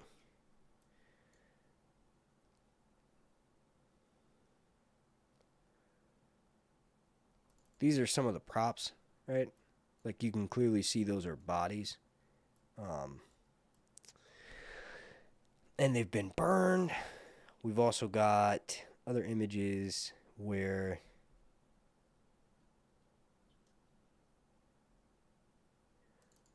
like we can see whole people that looks like, you know, when this image first came out, people were like, "Oh, look, this is the first leaked image of Rainey's." Like you see that little watermark on this? It was a Twitter account named Unbox PhD or something like that. They're a photographer out of the UK that was taking all these pictures when they were filming this stuff, and it's gonna be nuts. It's gonna be crazy, and I'm stalling because I'm trying to figure out what my point was. I haven't lost my point that much, but I got really sidetracked. I know we were talking about Adam and Alan. Oh yeah, the confrontation between Rainier. Like when Rainier sees him, that's where she's probably gonna get the idea for dragon seeds, because obviously Adam and Alan are cool with Corliss. Corliss is cool with Rainier, so Corliss is probably gonna have a conversation with Rainier and say, yeah, that guy is a shipwright from Hull. Maybe if it's after Rainey's death, he'll say something like, these are Laenor's bastards, or I don't think she'll believe that because she knows personally Laenor's gay, and obviously they're full black, and Laenor's mixed, and Marilda of Hull, the actress who's cast as her, is like my complexion. So it wouldn't make sense if, he says that. But maybe he'll say they're his bastards. I don't know. Maybe he'll say that maybe he could say they're his brother's sons. I don't know what they're going to do for the show's canon. It doesn't matter as much. What matters is that you have a dude named Adam of Hull and Alan of Hull play certain roles. Actually, no, it does matter. I take that back. They have to be of Velaryon blood, because literally, remember I said Alan Oakenfish becomes the new Corliss. Let me put this stupid pouch in. Gotta drink some water first. This is to avoid a cigarette break, because I've been streaming for an hour and 20 minutes now. I usually have to take a cigarette.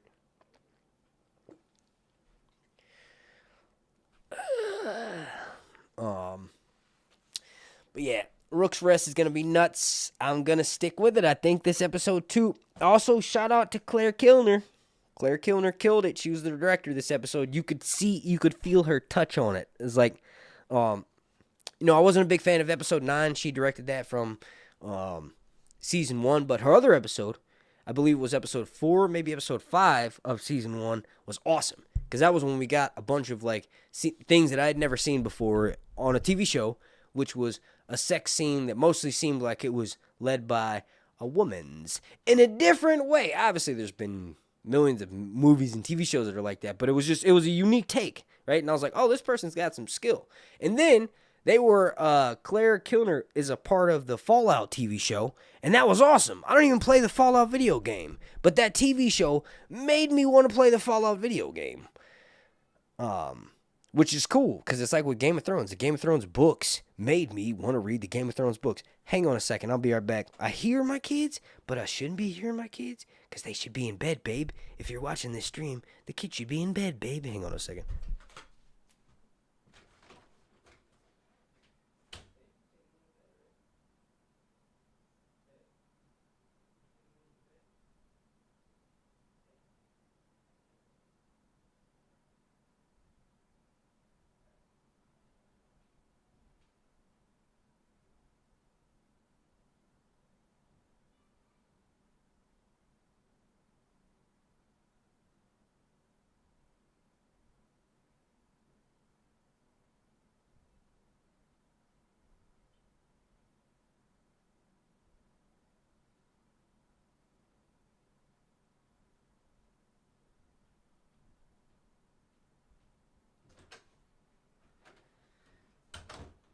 back.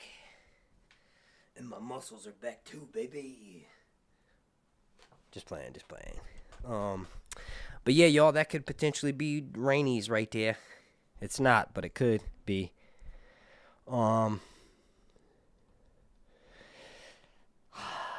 This is such a great episode. This is going to be also what happens post episode 4. That's Maylee's head. That's a CGI foam prop element. It's amazing. If my mods could please stop putting cigarette emojis in there, I want one. I want a cigarette. Yes, I do, but I have 6 milligrams of nicotine in my mouth, so I don't need to go smoke one. You suckers. Stop doing that, Destiny. And I saw North Must Remember was doing that earlier. You know what? North Must Remember, are you ready right now? Come join me, Matt. Are you ready? You want to join this stream? I got to figure out how, but you want to join this stream? Or you want to join me for my Wednesday one? You got to be ready. Are you ready right now? You're ready right now. Oh, you know what? You could call in. You guys want to see Matt? You guys want to hear the North Must Remember call in? That was something I should have set up a while ago. Whoa, we just had a massive dip in people watching. What happened? Is it because I'm showing leaked images? All right, well, let me get rid of that. Where is this at? Oh, you know what? They uploaded some stuff, behind the scenes stuff. Whoa. Let me do this. Window capture. There we go. Oh, wait, I didn't mean to put it over my face. There we go. That'll kind of help with YouTube's ad stuff. Let's see what they're talking about. I kind of watched a little bit of it, but not a lot of it.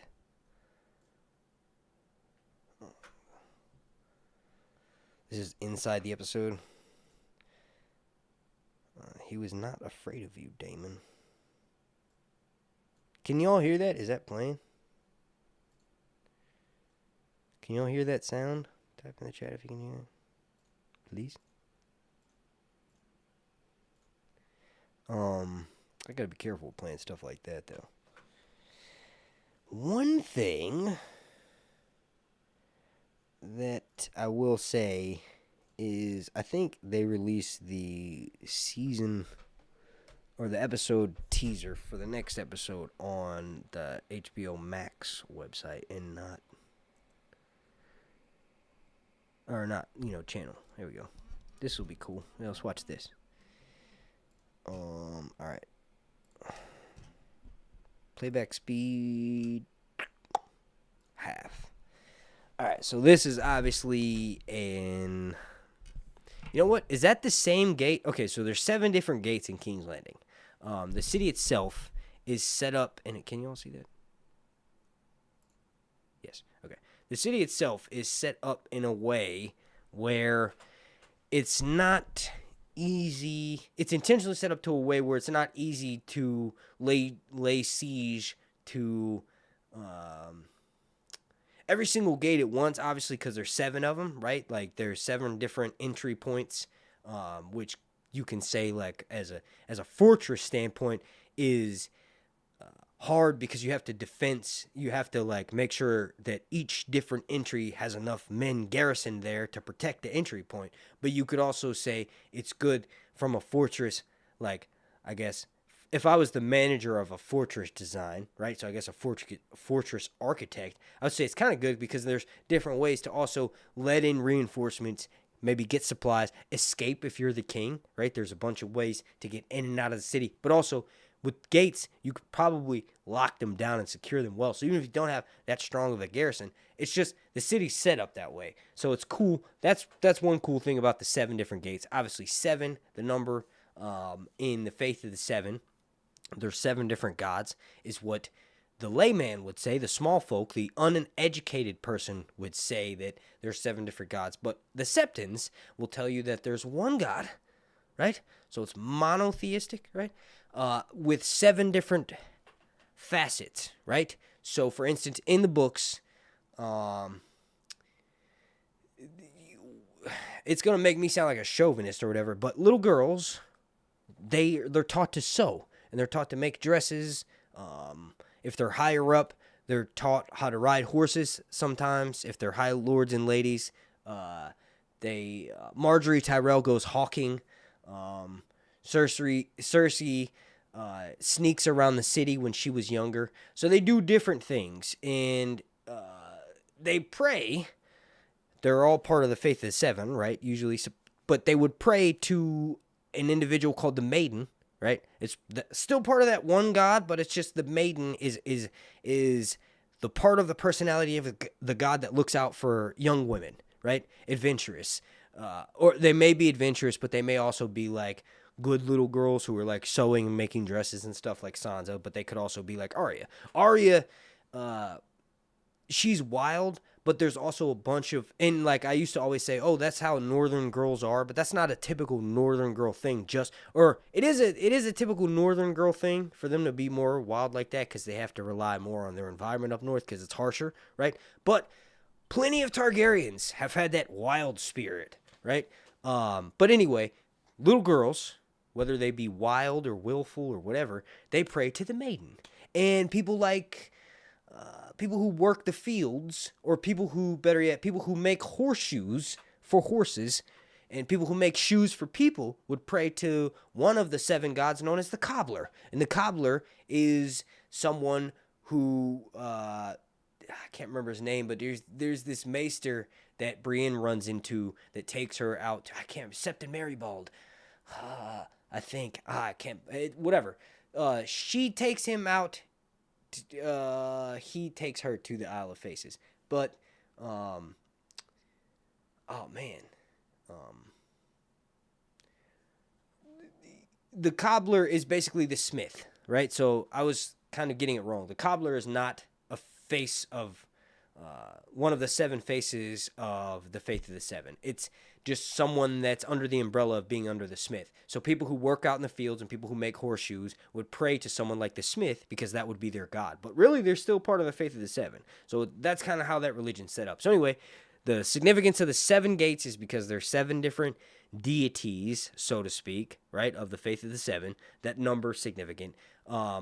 So that's kind of cool that they have this set up. But the whole thing I was trying to say was this might be the gate where Daenerys meets, that kind of looks like the gate where she meets Cersei, and then Cersei cuts off Missandei's head. Because remember, Daenerys is like right over here. Can y'all see me pointing at this? Can you see my arrow? But you can see the horses, right? That's the Green's army leading out of the gates, right? But right there where that first horse stops at, that looks very similar to where Cersei...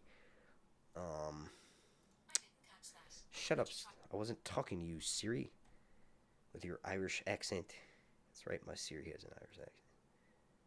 I think it makes me sound sophisticated when I'm driving around and my Siri starts telling me, turn right up here, take a left over there, go straight up your mother's arse over here. Let me do this. Let's do Daenerys, Cersei, King's Landing, Gate. That's how you type like a dummy. Right here. Is that this right here? Crap. Is that this right here? Wait, I didn't mean to do that. I meant to click open in a new... open image in a new tab. Where is that option?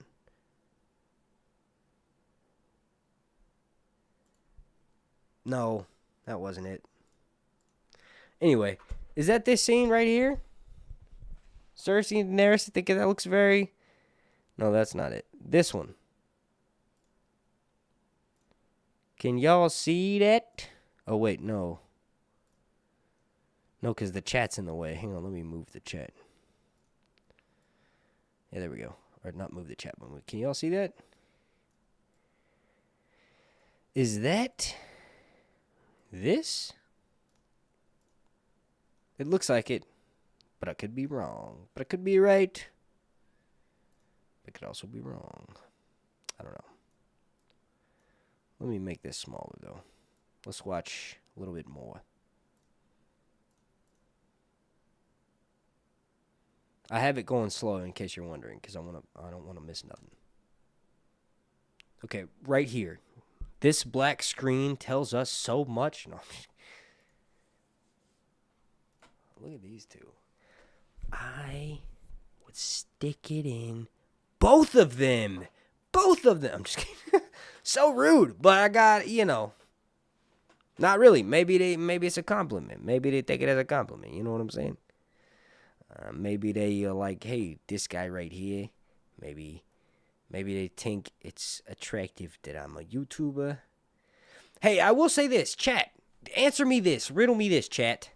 Is it weird that I saw clips of an interview going around? I'm going to put the chat over my face, actually.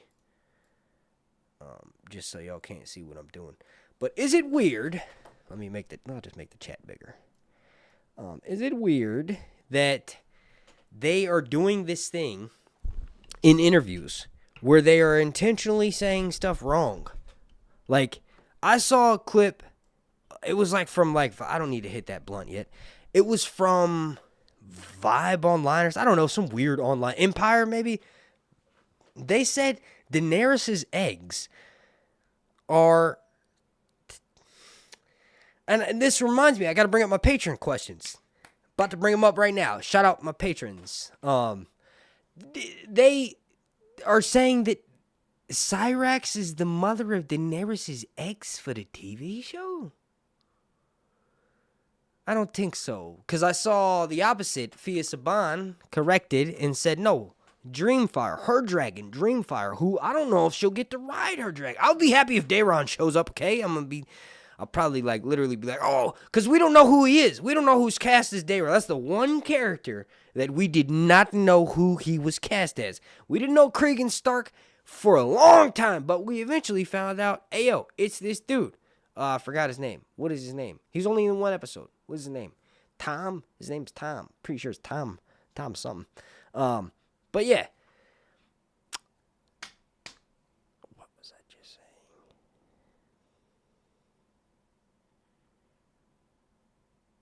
Chat. I was asking the chat something. Oh, wait. The North must remember full twin fight scene. You what? Did you upload it? You son of a gun. No way you just uploaded it.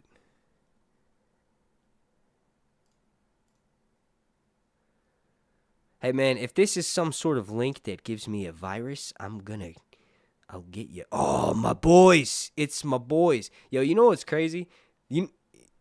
This will make me sound like I'm homo, but I'm not. They look like one of my best friends from high school. So it was cool, when I reached out on Instagram, because I saw that they smoke weed, and I was like, hey, man, you guys smoke weed? I was like, I didn't know. And this is literally what I said. I said this to Elliot. I was like, I left I think the comment's still there. I was like, I didn't know they let the Kingsguard smoke weed. And he hearted the comment. And then after that, I followed them, or I followed them before that, I can't remember. But then they followed me, and I was like, yo, what? You guys are following me? That's dope. And then I would say some more stuff, but I can't because I was told I can't say that. But it was cool, right? But yeah, this is dope. Thank you, Northwest Remember. Go follow him. He makes videos. I said this before, but he makes videos where he does an AI thing where he has the character, the characters from the TV show's voices in this kind of it's a fan fiction that he writes, but he uses this AI voice model. And I'm actually in some of the videos using an AI voice model thing. I didn't record nothing for him. He's asked me to do it, but I just haven't had the time. And to be honest, I probably have had the time, but man, you seen that video that I uploaded to Patreon. It was 45 minutes. I did it. I explained exactly why I haven't uploaded for 5 months. And I was honest. And I've said it. I've actually done a live stream here on YouTube talking about it. Basically, I was the mentally unhealthiest I've ever been in my life. And I have been for my whole life. And I finally realized that. And I was like, you know what?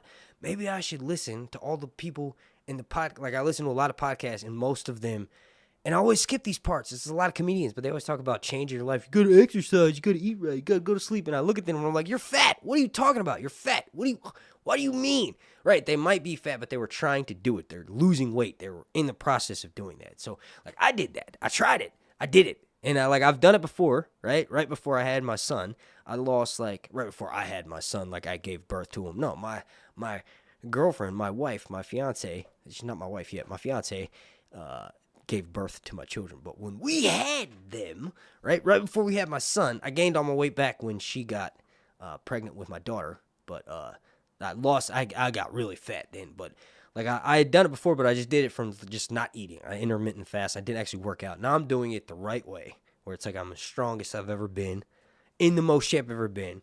And that seeing these dudes, right, made me want to do that, because I'm we're the same age, and these motherfuckers are UFC fighter shape, you know what I mean, which is the best shape you could be in. So I don't know what made me want to start talking about that, but for 5 months I just couldn't make a video. I couldn't. Anytime I would try to do it, I just couldn't do it. And then also it doesn't help that George is what he does with Wins and Winter. He's yo, I got these TV shows coming out though. I don't know where Wins is.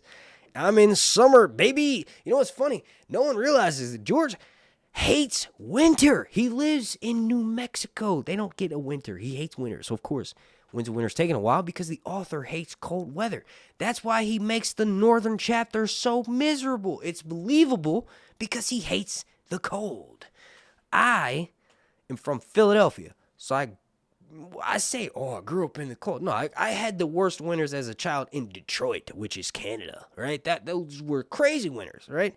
And then also when I first moved to North Carolina as a kid, we had some crazy winters here. But then in D.C., Virginia, crazy winters. Not as crazy as Detroit, but yeah, it was nuts. Anyway, you could tell he hates the cold. All of the characters are miserable in the north. They're amazing to read, but you just tell that winter is here and Dance with Dragons, and it's just the snow is piled 10 feet north and I can't move anywhere. I must try to warm myself. I better start eating human flesh. We could have prepared better because we know that these winters are hard and these winters are long, but we don't. It doesn't matter. We're going to start eating human flesh, and it's common. It's common. Stannis' camp, they're eating each other. They are literally cutting off individuals with juicy parts and eating them. It's horrible in the north. It's awful, right? That's crazy. They will go to cannibalism so quick. You know what really makes me mad sometimes is in the books, you'll hear something like, Stannis started out with 600 horses, and this isn't accurate, right? But it's along the same lines. He has a bunch of horses, and then they all die. And they start eating the horses. But no one is going to preserve the horse meat. You can eat a lot of horse before you eat humans, right? So it's George, it is crazy that people are eating humans. That makes the books raw. But also there's way more parts of a horse to eat. Come on, as a fat brother, as a former fat man myself, I got up to 215 pounds, and I'm only 5'10". That's huge to me, especially when I was 140 pounds my whole life, skateboarding. I did nothing but skateboard up until I was 17 or 18. Till I was 19 or 20, till I started getting pussy from my girlfriend downstairs. Once I started getting pussy, I was I don't have to skateboard anymore.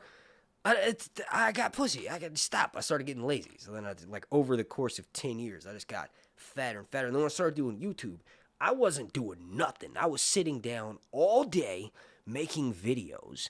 So I got super unhealthy. But yeah. The Eric Cargill scene. I'm yeah. But no, it was really cool when these dudes reached out because they reminded me of one of my best friends from high school who is now on heroin. I don't know. I don't even know if they're still alive because I lost contact with them. But these dudes look exactly like my friend from high school, and they're friends with me on Instagram, so that's cool. And also, I like to think there's a small chance that they might have mentioned my podcast to other people on the show, so maybe some other actors on the show have seen it. Tom Glenn Carney shared my post last season, so that was cool. But yeah, Northwest Remember, thanks for the shout out. No problem, buddy. No problem. Yeah, thank you for getting this clip, dude. That was fast as heck. Did you upload it? But yeah, let's watch this.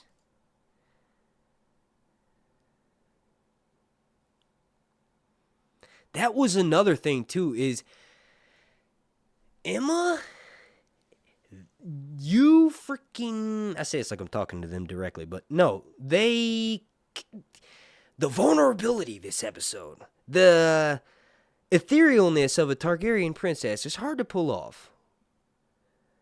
they have to mount Cyrax and be fierce when they have black plate steel, but also give this off that, like, I'm laying in bed and, like, this is, she's like, her Linda Massey comes up to her, and I can't remember what role she plays, but she plays a role. One of her handmaids betrays her because she's part of the Strongs, right? I can't remember if it's a Linda Massey or somebody else that becomes her handmaid when she takes over King's Landing. But this vulnerability right here, she's like, I'm gonna go make you a sleeping draft, and Rhaenyra like accepts that. She's like, yeah, that sounds like a good idea. That might be the only way I could take sleep. The acting is impeccable, and like I was saying, it's, oh man, they saw something. This is weird. This Zen pack is making me have to cough a little bit like a cigarette does when I talk with a cigarette, or I get excited with a cigarette. It's weird. But the casting director saw something in Emma. They were like, yo, this person can act. They are 100% capable to pull off the role of one of the main stars of this series. And also, like, they lose everything and then lose themselves. Like, so they pull off Daenerys, but it's going to be compared constantly to Daenerys. So they have to be a better, like, I'm not saying it yet. I haven't seen enough yet, but Emma Darcy has to be a better actor than Emilia Clarke. They have to, because that's the only way this show is ever going to go past Game of Thrones is the acting. Because one of the things that failed Game of Thrones miserably in the end, it's still the greatest TV show of all time, right? But one of the things that failed in the end was the writing, but the acting was always there. Peter Dinklage sounded like a cottony, like 1920s transatlantic. It was a horrible accent. He's like, hello, governor. He was like one step up from the hello, governor. It's me, cheerio then, tip, tip, barrow. Like, he was one step up from that, but his acting was so good that you just kind of forgot it.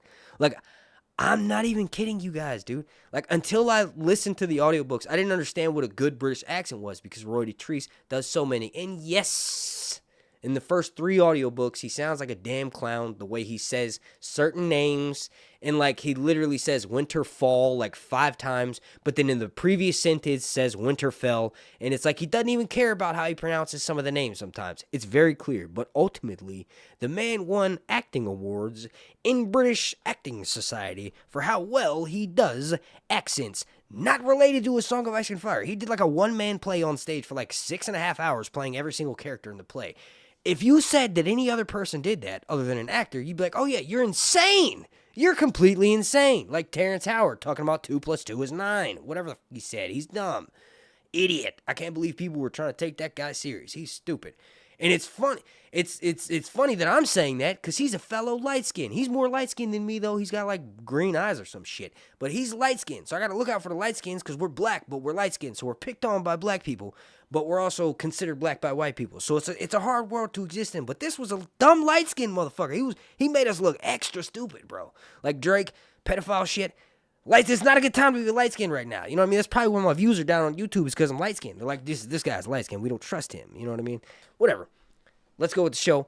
Emma Darcy, and I'm saying they because they're non-binary, they are probably a better actor than Emilia Clarke. And I'm only saying that because I've only seen Emilia Clarke in Game of Thrones stuff. I haven't seen her anything other than Terminator, and the Terminator thing that she was in was not great.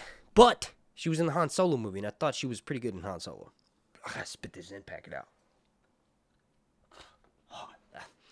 It tastes like a piece of gum rolled in ash. That's horrible. It's terrible. Zen is nasty. All right, let's watch.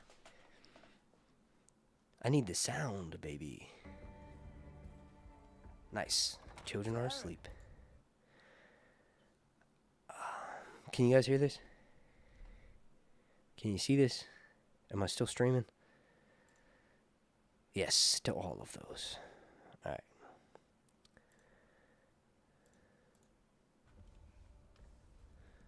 Linda Massey. Oh, dude, I've only seen it one time. I forgot. I was like, I don't remember. I forgot. That's not Eric. That's Ark.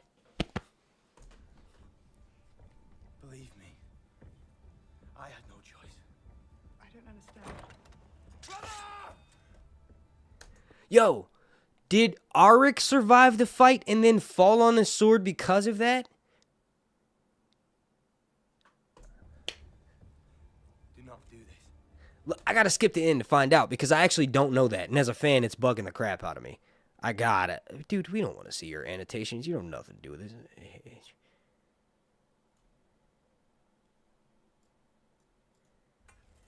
There's no way to differentiate them. You know what? I can message Eric, but you know what? He won't tell me because he'll say it's a spoiler and he's not allowed to legally say. Damn it. Yo, I'm going to try to do it. All right, let's do this. All right. I know I won't get a response now because I know they're asleep. All right, let's go. Elliot. All right. I'm gonna leave him a voicemail. Or a voice message. Yo, I'm live right now on the podcast, man. Shout out. Okay, so I'm gonna rewatch it and I'm sure I'll figure it out. But was it you? Did you die and then? I'm sorry. Did you survive the fight and then fall on your sword? Arik survived the fight and fell on his sword. That was Luke, right? Let me know, please. Also, fucking amazing job, dude. I'm gonna be bugging the hell out of you for you to come on the show. And I know it sounds like I'm cheesing it up because I'm doing this whole thing live, but you know I sound like this normally to you, my dog. Here, let me throw in my British accent. I've been working on the northern accent for y'all. Y'all may not know this, but it's a Liverpool accent. Hang on. I listen to Liverpool rap, so that kind of helps me. Manchester, Liverpool, right? Sister cities, but they don't like each other. All right, let me end this message to him. All right, man. Amazing, dude. This was the best episode of House of the Dragon. I'm not even kidding. Peace. Recording time limit reached. So there we go. Yeah. If I get a response, I'll let y'all know what he says on Patreon. I'm just kidding. I'll mention it in the next live stream. But yeah, dude. Let me see. Let me see if I can figure it out. Rhaenyra says it, but why would he do that? Because he could still live. And maybe it's just because he allowed... No. I don't know, dude. Because they don't even know at first. Like, I'll have to go back and rewatch this enough to the point where it would cause monetization issues on YouTube to figure it out, because I'll have to see who make... Like, Eric gets cut in his leg first. I know that happens. So watching from the leg cut, from the point where from where Arik is on the bottom and grabs his leg wound and then pulls. I can't. Your Grace. Okay, so let me tell you guys something. You see that dude right there, Sir Stefan Darkling? So in canon, and I'm so glad, this is like a, let me suck the show's dick real quick. I'm so glad they actually chose to do this, man. People. Stefan Darkling is the one who takes Rhaenyra's crown from King's Landing. The show decided to make it Sir Eric. The reason being, and I'm sure there's some probably interviews or something to confirm this, or somebody could ask Ryan Condal, the reason why they chose to make it Sir Eric is because Sir Eric has this fight scene with his brother. That moment is way more significant than what happens to Sir Stefan Darkling in canon. Sir Stefan Darkling, I'm pretty sure he's going to become her new protector. Looks like he did in those moments, and she called for him. Is his name Sir Stefan Darkling on the show? I'm not sure what this guy's name is, but Sir Stefan Darkling. No, that's not Sir Stefan Darkling. Who the heck is this guy? This guy's a Kingsguard dude, and I know Elliot follows him on Instagram because I've seen Elliot share his videos before. So let me see who this guy is. Yo, like, would you fight one of those dudes? I wouldn't fight one of those dudes. You know what I hope? I hope they get to play another role, because let's be honest, they have long hair and beard. They could shave that off and look like completely different people, and they could play non-Kingsguard roles, and you wouldn't even suspect it. But would you guys want to fight those dudes? Like, that's the kind. You know what? Like, at first, when I first started getting into shape, I was like, I want to look like Sean Strickland. I was like, I don't want to look like Sean Strickland, but I don't want to be like Sean Strickland. I want to look like his shape, right? 175 pound, 180 pound is a good weight where I don't like have to drop down to 160 like I did before, but I could also maintain that weight, kind of eat junk food. And as long as I'm running, doing my cardio, doing my strength training a couple times a week, at least 3 times a week, I'll be good. I'll be able to maintain that shape. It'll be good. But then I start getting more into working out and stuff, and I'm like, yo, it's totally possible to look better and better. And then these dudes, like you see, I remember, they post videos of him doing boxing work or doing, I can't remember if it was like an MMA workout or something. It was some training they did for this fight scene where they posted it. I don't know if it's still on their profile, but they were both like super jacked, and I was like, yo, I could get that. I could get that. So I'm about to take. Me personally, because I've been in such horrible shape for like 10 years, I would probably have to take some kind of supplements. But right now, I'm not, and I'm in pretty decent shape. At least my girlfriend tells me that. And also, a lot of older women that be out power walking when I be running on the trails be staring at me. And I'm talking like 65, 60-year-old. I don't get a lot of attention from women's, but the women that are literally, they will like stop and look at me, not giving a fuck. They're like 60, 65. I told my girlfriend about that. She started cracking up. I was like, yeah, it's funny. This one fucking lady, this lady, when I cut my finger with garden shears, literally garden shears, and I still use the garden shears, bro. These Mr. Penn. They were like $10, but they worked really well until they cut my finger. But I got stitches a couple months back during my deep depression when I was just getting into working out before I kind of got through it, and I'm still going through it now. That's why I haven't posted after episode 1. But this episode cured it. It's like, I don't know, man. I'm a fan again. I was a fan before, but it put a damper on it because I was like, they're going to just break canon. I broke my little heart because, like, what I wanted to happen didn't happen. But now, the faith of that, like, what happened in episode 8 about them breaking canon and me being like, this is a totally acceptable break from canon because it's fucking better than what George wrote in Fire and Blood, right? Totally, I'll live for that kind of canon break, right? And also, it's still in canon because you can dance within the lines of a history book. But you can't flat out say that what happened in Fire and Blood is not true and everything is fake because that's what the show is based on. That's the source material for the show. That's insane. That's like saying the Lord of the Rings books were fake and what happened. I'm sorry. That's like saying the Hobbit book was fake and what happened in the 3 Hobbit movies is canon. That's insane. There was no Hobbit love scene. Look. I'm sorry, but yeah, no, that's like saying that, and that's not the case, right? But yeah, so this episode is the best episode of House of the Dragon yet, and I don't think an episode will top it.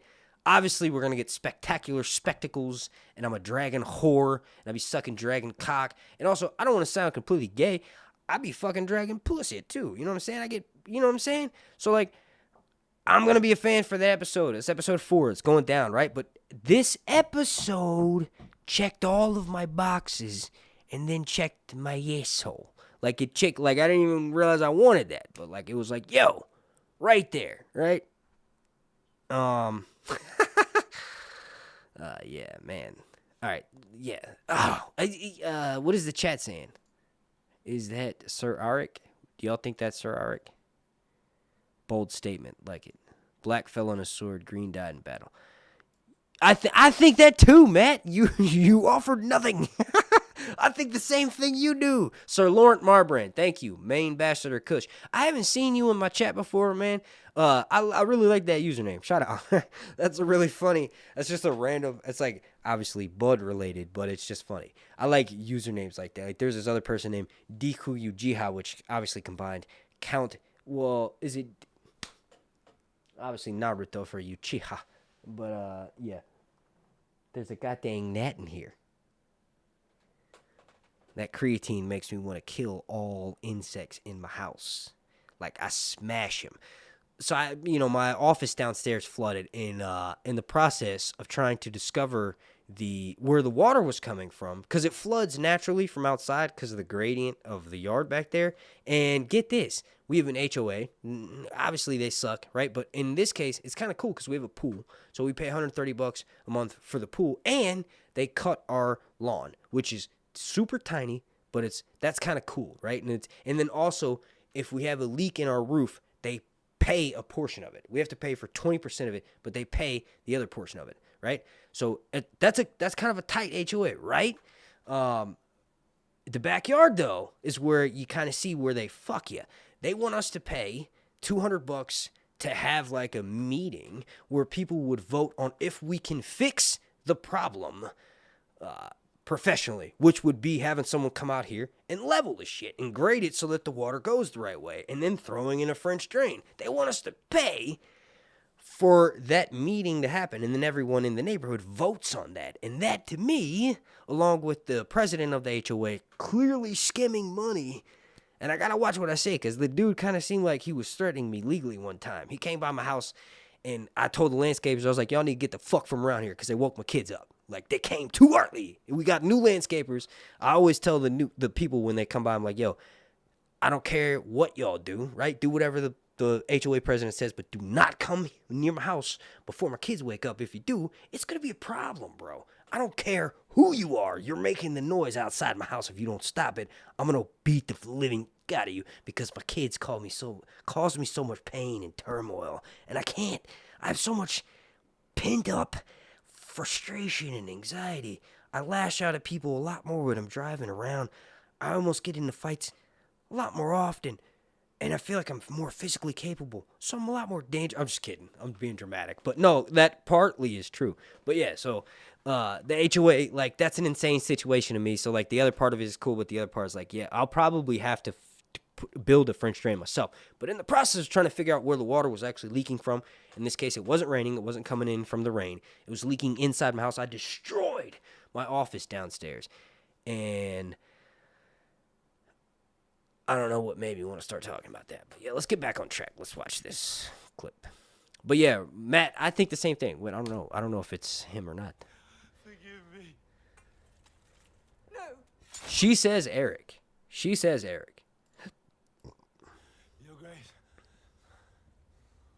The fact that he still says Your Grace, and the fact that the sword is to the side, like, dude, you would think that Arik would still try to attempt to kill her. He wouldn't feel bad after killing his brother. So maybe it's safe to say this is Eric. But I sent a message to the actor because I got those inside connections like that.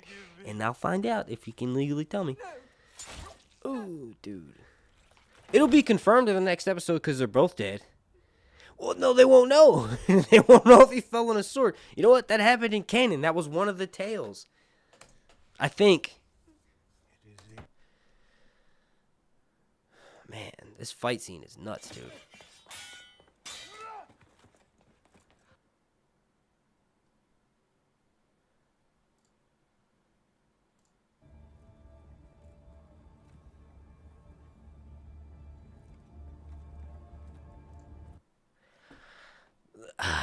I can't play more than that because I don't know if I'm gonna lose monetization from doing it.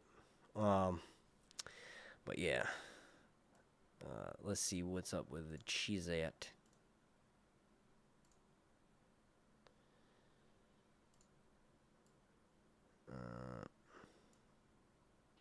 Let's see.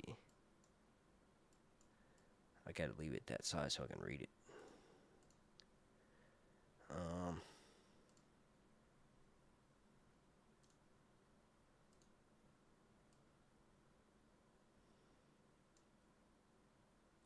Pebbles83, sorry for the delay, late to the party. No doubt, no doubt. Welcome. Main Bastard Kush said that titty was nice. And I don't know how old these messages are because there's no timestamp on them. I'm sorry. That was funny. DJ KOY said couldn't see his pee-pee. For Eamon, I was wondering if you could see his peen in that scene. You like that? The Omen. It was funny to see one-eyed like my life's. What? It was funny to see one-eyed like my life's fulfilled. My uncle wants to kill me. Oh yeah. To see him like smug like that. I agree. I-1013 says he was doing a lot to cover it up. Yeah, I bet you there was probably a couple actors on set or people who work on the show probably did see his wiener because it looked like he probably had one of those merkin things on, but that doesn't cover everything. DJ KLY 242 says Eamon in the arms of Mother Whore was definitely a different side. Yeah, for sure. Gene says, did I miss the titty? There was actually a couple titties because there was the dancing scene. Remember, there was the blonde woman that everybody couldn't figure out who she was. At least I couldn't. And then I saw a bunch of comments saying, I don't know who that is. But that was just a dancer in the whorehouse. I would think that's the Cock Inn Tavern. That's this place called the Cock Inn Tavern. So I was sent some leaks to the DMs, but there was some leaks that I was sent that said that Hugh Hammer was going to interact with Aegon. It's obviously completely wrong. I mean, maybe it's still possible, because if Aegon does go to the brothel, maybe before they go to war or something, I don't know, but I get sent wrong stuff all the time. Also, I say wrong stuff all the time. My predictions are wrong. Stuff that I think should happen are wrong. So not even predictions, just my way of thinking is wrong. But yeah.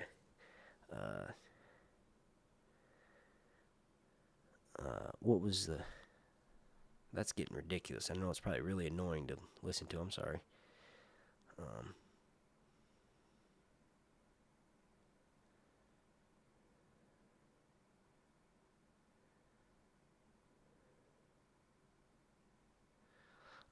Main Bachelor Kush said, I looked at the credits, says the character's name is Head Bitch in Charge for the Whore Lady.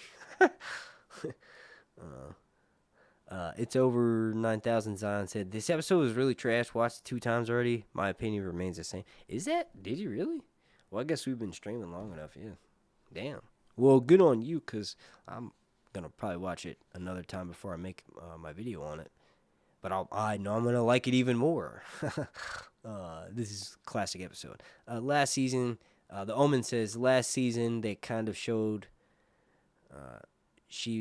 but this didn't expect this episode. Thought it was good. Weird as heck, but good. The Northwest Remember says, thoughts on Ray Damon argument. I don't like Damon as a character. Like, I literally don't like Damon as a character. When he chokes Rainey, when he puts his hand, I don't know what that is. I sound like I'm white knighting, right? No, there's been plenty of questionable instances over the 14 years of me dating my girlfriend where someone would be like, hey, you shouldn't have said that to her, because obviously I apologize afterwards. So, you know what I mean? But there's something about a fake character making me actually, who I like so much. I got a painting of this motherfucker on my wall. You don't understand. I sleep right there. When I wake up, I see this motherfucker. You know what I'm saying? Right? So anyway, yeah, I don't like him when he does that. That's my opinion on that scene. I'll have to rewatch it because I don't remember exactly what was said, but I do remember she was basically like, yo, do you respect me? And he's like, I'm not going to answer that. And then she pushes him a little bit, right? To be fair, she does go, your inheritance. And then that's when he's like, you did it. So it's like, no, because then it's out. That's what, yeah, I don't know. Maybe that's why I feel that way about it, is because I like the character so much. So when he does something that I don't necessarily agree with, oh, maybe that's intentional. Maybe that's a design of the show. Maybe they're doing a good job. Maybe they're doing a really good job in those scenes when I feel uncomfortable and maybe it's a little sensitive topic. You know what I mean? Maybe I've acted a little bit. I'm not saying I've choked my girlfriend before. Obviously, I've never done that. She wouldn't put up with that shit. She would have broke up with me way long time ago. But I've definitely, punched a hole in the wall, or, I remember when we first started dating, I used to drink a lot. So I've, not that that's an excuse, that's a crutch. No, I was a shitty person back then. I'm a shitty person still now, but I'm trying to become a better person. But I've definitely thrown a glass at the wall. I definitely pulled an Aegon the Dragon cock before, right? I've definitely thrown some glasses. Call back! I said that at the beginning of the stream. Call back! But yeah. Hey, yo, shout out to Sir Hunts. I'm going against some titans right now. There's some crazy people streaming, crazy big streamers streaming right now. Alt Shift X, I know that dude's streaming. He's got 100,000 people watching. And I know, some other YouTubers are streaming right now. So thank you guys. But I'm not patting myself on the back for streaming right now, for going head to head with them. What I'm saying is thank you to the chunk of people that have hung around with me, watching me over those people. That's dope. I know there might be some people that are probably flipping back and forth. So thank you for stopping by. And then also all the people that watch it afterwards, because that's dope. But yeah, those are my thoughts on the Damon argument. North must remember. Rafael Luna, I'm going to answer one more question from Rafael. Then I got to go to Patreon. And then I'm going to timestamp it. Or just remember that it's right at 2 hours and 10 minutes when I start answering Patreon questions. Rafael Luna says, how about Alicent not even consoling Aegon when he's crying? That there is everything wrong with the relationship. Wait, is that the thing is cut off? There's everything wrong with their relationship. Otto is a better grandfather than she is a mother. I don't know. I don't know. I mean, smacking Aegon and then being mean afterwards and then not ever really trying to repair relationship after physical damage, after doing, like, physical abuse to a teenager, they're old enough to remember that. So, like, I don't know if I would say Sir Otto is a better anything than Alicent for that. It's also a matter of opinion, because, like, you know, my mom thought she was doing the right thing when she told me to go pick a switch off the tree and then whoop me with it, right? She thought she was doing the right thing, right? What was the question? How about Alicent? I mean, yeah, I remember that scene. I thought so what did she just kind of skip over Aegon then when she saw him crying, like, on the floor? And remember, he, like, had that interaction with Lane on the stairs, and then they both just kind of ignored each other and walked past, right? I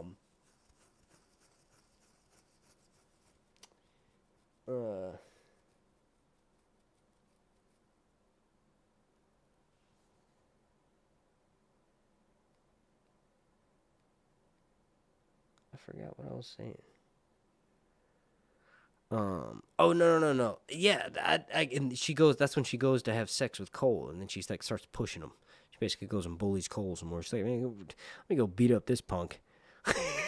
Maybe she's just becoming more of a Catholic. Like, she's just like, I can do whatever I want as long as I go repent in front of the boot.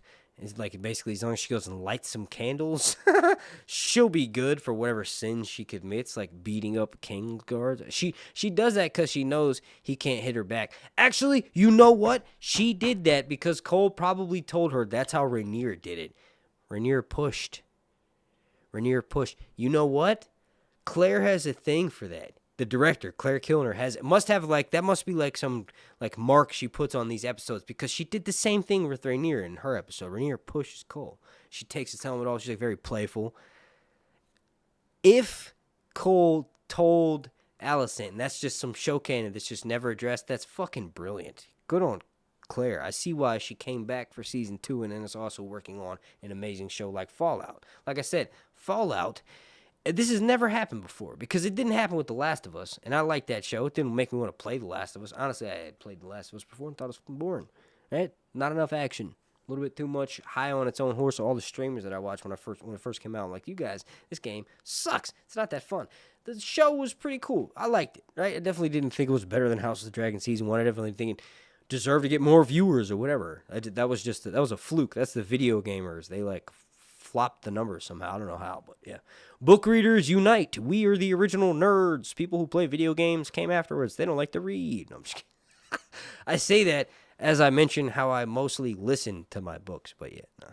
I lost interest in video games.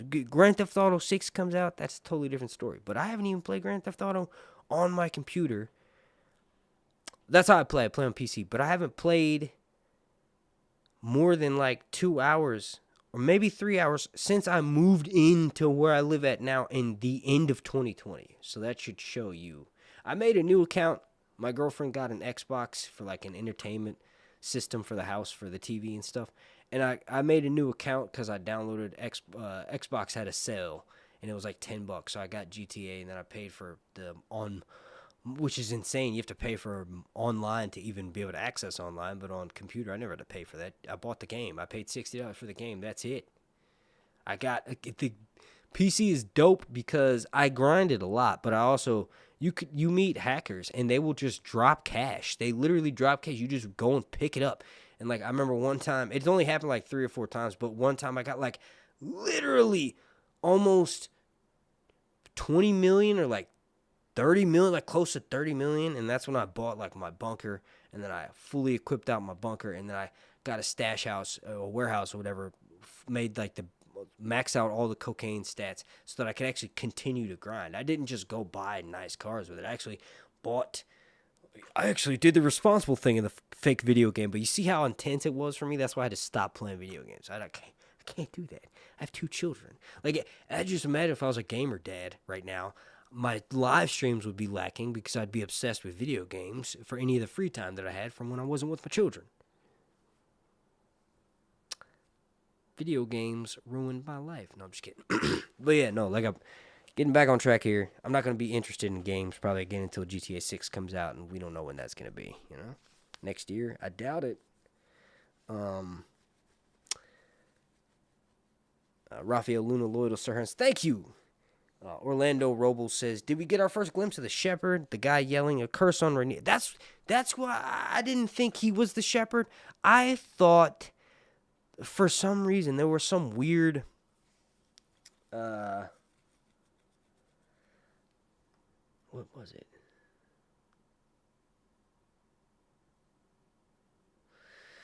It was a dude in the crowd.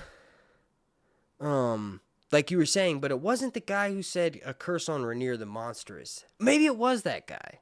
He had like the long white hair and the beard and stuff. But I thought that there was somebody else, and I was like, oh, he could be. Maybe it was that guy. I don't know. But yeah, maybe that was him. Even if I got to be at 5:30, well, shout out to that, dude. I'm getting up at 6:30 to go run. Not quite 5:30, but I'm getting up at 6:30 tomorrow. I got my 10K for the week. I'm doing, this week, I'm doing 2 10Ks. And 1 5K, and then I'm doing every day. I'm doing my recovery miles, which is like 1.5, 2.5 miles. I know it's not much, but for me, that's a fun run or whatever, a light run, like so that like it's not much effort put into it. Like I do a light 10-minute, 30-second pace, and I just run in my neighborhood, and it's not as bad as like some of these trails near me that I do when I do my 10Ks. But tomorrow, I'm gonna get up at 6:30. So, shout out, because you're actually going to work. I'm just gonna go get in shape. Big difference. But yeah. So I figured, part of the reason too, mentality for me to become like a trophy husband, so to speak, is because why not look as good as possible? If my girlfriend's the one making the money, why not make her as wet as possible when she sees me? Like I've never been in this. At least she tells me this stuff, so I'm not even making this up. She's like, you've never looked this good. She's like, your cock has never been this hard before. I was like, whoa, slow down. What do you even mean? What does that mean? Just kidding. She didn't say that. But I can feel it. Ask your mother. Just kidding. D&D eat a peen. Nah, man. They brought us the greatest show of all time. Martin did too, but Martin could not have talked to HBO and did what they did by himself. Otherwise, he wouldn't have used D&D. HBO Max. I don't know. I know they said they canceled the Jon Snow show, but I think there might be a chance that we could get some more people.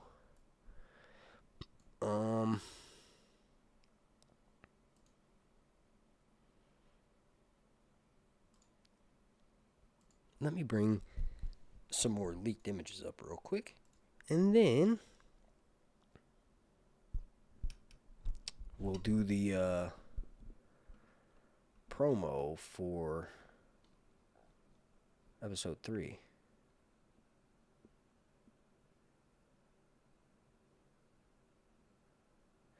This right here. I was going over my leaked images right after my live stream that I did on Wednesday. Speaking of which, please come join me on Wednesday. I'll be live maybe like 10 to 1 or something Eastern Standard Time, a.m. 10 a.m. to 1 p.m. What in the heck is going on here, right? Initially, when this came out, it was posted by, I can't remember if it was a TikToker or just a Twitter account. Like, there's a bunch of Twitter. I don't even want to sound like a hater because I'm kind of past that, right? The only reason, like, obviously I had a problem with some of their takes because some of their, like, takes were idiotic, right? But the only reason why I, like, made a big scene about it is because they were getting likes and retweets on Twitter that were insane for like such a small follower. They'll have like 500 followers or something, but then get like 16,000 likes and retweets. And then you go and look at who's retweeting it, and you see that all of those accounts that do that's all they do is like and retweet. Anyway, made me extremely jealous. I was like, I should have fans like that on Twitter. So I was like, I better, you know, I don't know, be like that stuff, whatever. But anyway, when this came out, this was tweeted by one of those Twitter accounts that were like, that would sometimes say some legit stuff, but they would also, it's yet to be proven yet. We'll see. There's a crazy leak that was supposedly Rhaenyra, and there's like a picture of it, right? There's like an image or a small scene where it's like someone's taking a knife from out of their sleeve. But supposedly Rhaenyra sneaks into the city before taking the city and then kidnaps Alicent or something. Initially, that sounded crazy, but episode 2 was so good, there might be a way to pull that off. I don't know, but there were some leaks that came out where people were saying that, and like the trailer comes out, and then it shows something like that happening, and you're like, what? Maybe some of the stuff they were saying that sounded awful might actually happen. Who knows, right? But episode 2, the greatest episode of the series so far. Season 3's coming. Dunkin' Egg is coming, right? Dunkin' Egg is supposedly coming early next year. It's coming sooner than we thought. It's coming early next year. I better start covering these leaks. These leaks better start coming. I haven't seen any yet. I've seen the pictures. The picture. I want to see Arya Bright Flame. I want to see when they're filming the Trial by 7. Like, that's going to be amazing. And if it's this fast, there's never going to be a year without a new Game of Thrones show. Dope. Let me do the Patreon stuff. Let's see. Patreon.com.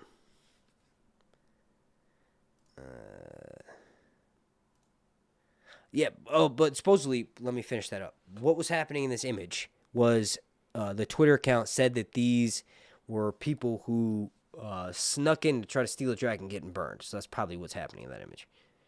It's just a cool image. I just wanted to bring it up in the live stream and get some opinions on it. But that's what supposedly was happening. So let me know your opinions on that. But right now, I am on my Patreon, and I have some questions from my patrons. Shout out to my patrons. Shout out to Pebbles83, Mixed Queen, Destiny Phillips 420, Dennis Sorenson, and obviously if you've been in the chat, Rafael, Luna, and the North Must Remember, and I think I saw Claudia stop in, and I think Breanne is here too.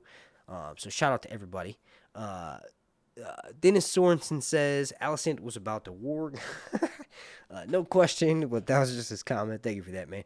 Pebbles83 said, and this was interesting. Pebbles83's comments, I love them because I usually get to like look up something or do some research, and that's obviously the most fun part of my job, right? Because that's what I do. I like to look up stuff, and every time I make a video, I'm like researching to make sure I'm saying what I'm saying is right, even though I've listened to these books over 10 times now, right? Over 11 times, over 12 times. I lost count. I'm not even kidding you. Originally, it's because I got mad and that I was still listening to them. I'm like, I can't believe I'm about to restart this, and I wasn't even making videos. I'm like, what am I preparing for? I just got in the habit of only listening to that as my source of entertainment. When there was no podcast that I like on, I just listened to a Song of Ice and Fire. I'm not kidding you. It's a problem.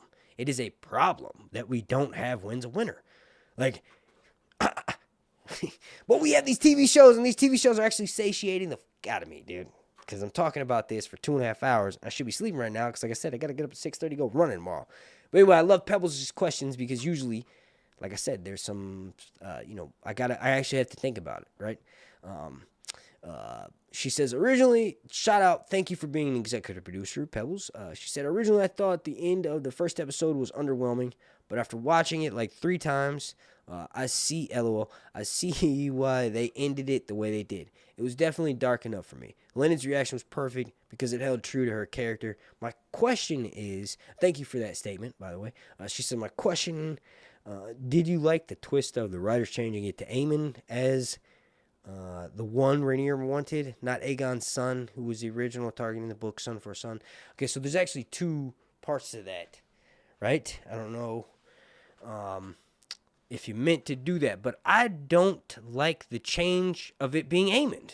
Remember? Because it was always going to be Jaehaerys. It was always Aegon's son. Because Rhaenyra lost her son. Daemon lost his son. Even though Lucerys is Harwin Strong's son, fake Laenor Valerian's son, it's Daemon's son, it's Rhaenyra's son. They're married, right? It's Rhaenyra's birth son, but it's like Daemon's stepson. So, like, it was supposed to always be Jaehaerys' son. Rhaenyra had nothing to do with it and didn't even know that it would happen because she never said, I want Aemon. That was something the show made up, right? So I don't like that twist. I'm going to be completely honest. That's probably part of the reason why I didn't like the episode, part of the reason why I felt like my book canon was besmirched, because that did not happen. And there's no way to misinterpret that for happening, because all of the sources say Daemon, Mysaria, the whole history, the White Worm, the way that she comes into her own, and then how she ends up, like, literally as a master of whispers for Daemon, then Rhaenyra, and then kind of betrays Rhaenyra because at the end she starts corrupting the people around Rhaenyra. And she also, you guys won't like this, she has a in canon, according to some version of it, whether it be Mushroom, Sept, and Eustace, right? She tells Helaena of the way that Maelor dies, and Maelor dies by being either ripped apart by a crowd of people, like 50 people pull him 4 different ways, just trying to get the little boy who's the king's heir now. So this is King Aegon's last living heir, his son, right? They're trying to get him to go with one group of individuals wants to claim him as their own because they want to collect a ransom from the blacks. And one group of people wants to take him to the Greens because the Greens are really close to the town that they're in. And then one person is literally this, like, mentally challenged woman named Paula Poundstone, who I think George was inspired by the comedian named Paula. I think the comedian's name is Paula Poundstone, but basically this woman does what Tyrion's cousin on the TV show that was totally made up, that doesn't exist in the books, the guy that crushes the Beatles, ka-dunk, ka-dunk, ka-dunk, ka-dunk, that guy, kind of what Paula Poundstone does in Fire and Blood, is she literally just squeezes, she got her name Paula Poundstone from beating clothes by the river. She would just take clothes, and when she would wash them, she would just go dunk, dunk, dunk, like, and that's how she got that name. But she squeezes Maelor to death, and supposedly Mysaria finds out about this, tells Helaena jumps to her death. So you guys won't like Mysaria when that happens. But it was always Daemon and Mysaria. It was never anyone else. Rhaenyra completely, right, was innocent of that. And, like, I feel like that's something that sometimes the writers miss, because there's certain reasons why Martin made his characters have that one redeeming moment, or those one redeeming scenes that he describes from the viewpoint of other people who definitely had their own bias, but it doesn't mean that what they say doesn't happen at all. It's just a version of it does, right? But yeah, I didn't like that. It's like from last season. I didn't like the big change. What was it? I just thought of it.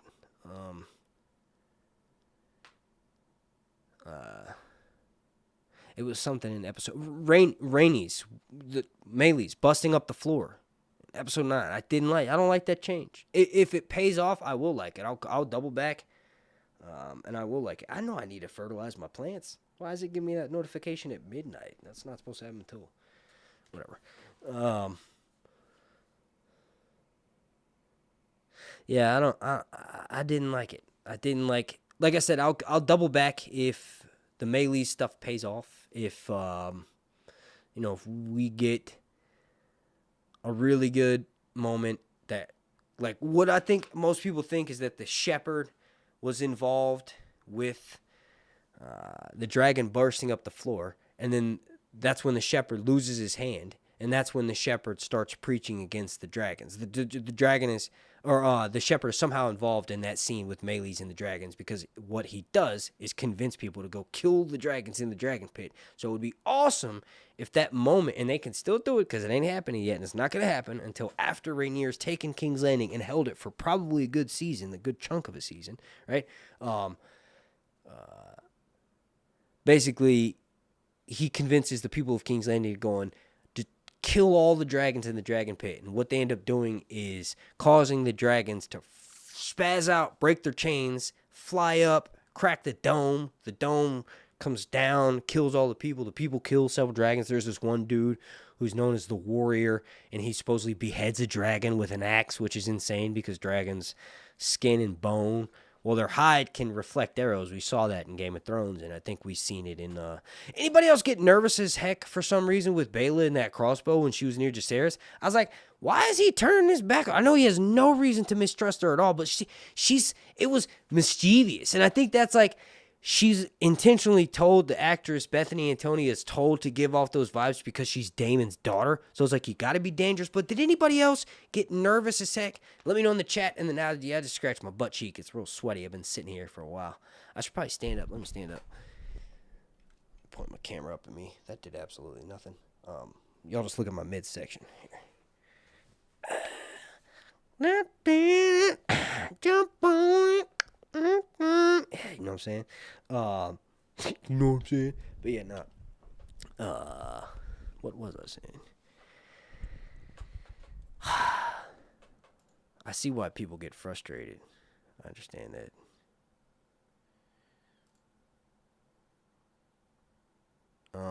But yeah. They're like, this guy's all over the place. Yes, I am. All over the place. I was just seeing if I got a response back from the Cardio Bros. Not yet. Not yet. Alright. So yeah, getting back on track here. She said, do you like the twist? I don't like that. Yeah, I don't like the fact that it was Aemond, because that just shows poor planning on Daemon's part. Like, Daemon's supposed to be this massive commander, so he shouldn't think rash, right? And also on the show, they showed that too because he's 50. He's like 50 years old, so he's been around for long enough to know that you shouldn't just kind of do things without thinking it through. And that doesn't seem like he thought it through, right? Let me show you guys the actual question I'm reading.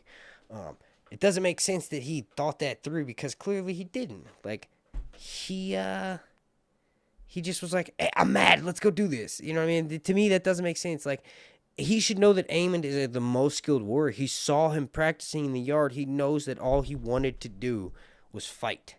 Like, he's training with Cole. He knows that Cole is a good fighter too, because Cole knocked him off his horse. Remember?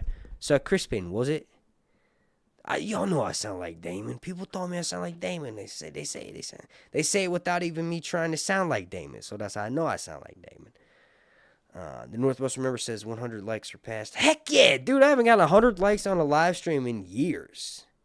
But I've noticed that YouTube is promoting live streams more, so I'm actually getting more views.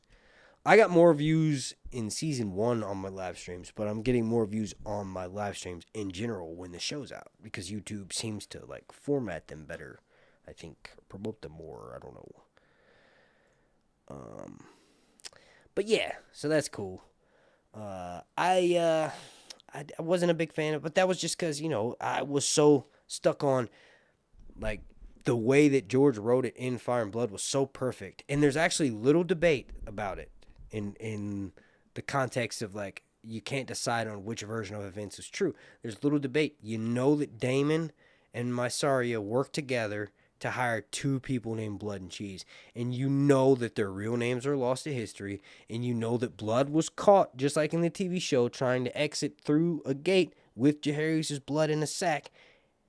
Aegon doesn't kill him in the books, but we do know that that's what happened, and that's what happened on the TV show. And then Cheese dies underneath because he basically gets lost in the tunnels, in Maegor's tunnels, and just dies. But we saw him hung on the episode. So it's kind of interesting that they didn't bring all of the rat catchers in front of. It just shows you the rash decision. It's actually believable because Aegon just wanted to get it done. He wanted to take vengeance, right? But if he had actually did it right, he could have even found out even more information by bringing all of those rat catchers in front of Blood and being like, which one? He would have no problem. And then obviously Cheese would not be able to act that out, right? The dog, it's kind of sad that the dog is the only one that mourns him afterwards. I knew this would happen, but the internet, when he kicked the dog, went crazy. Obviously, no one likes when you hurt animals, on the internet, especially.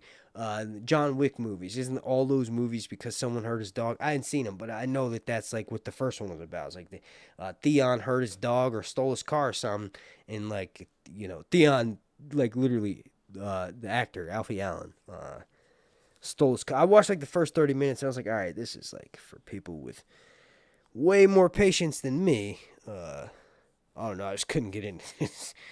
Not a big fan. I love action movies, but not that. I like superhero movies, but not anymore. I don't even like superhero movies anymore. That's how I know I was depressed.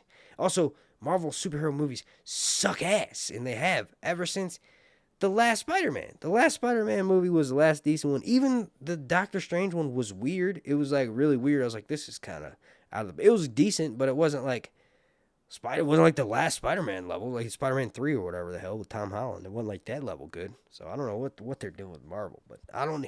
The fact that I would put the old ones on that were good and not enjoy them was oh yeah, that's why I'm depressed. That's how I know, because that commercial.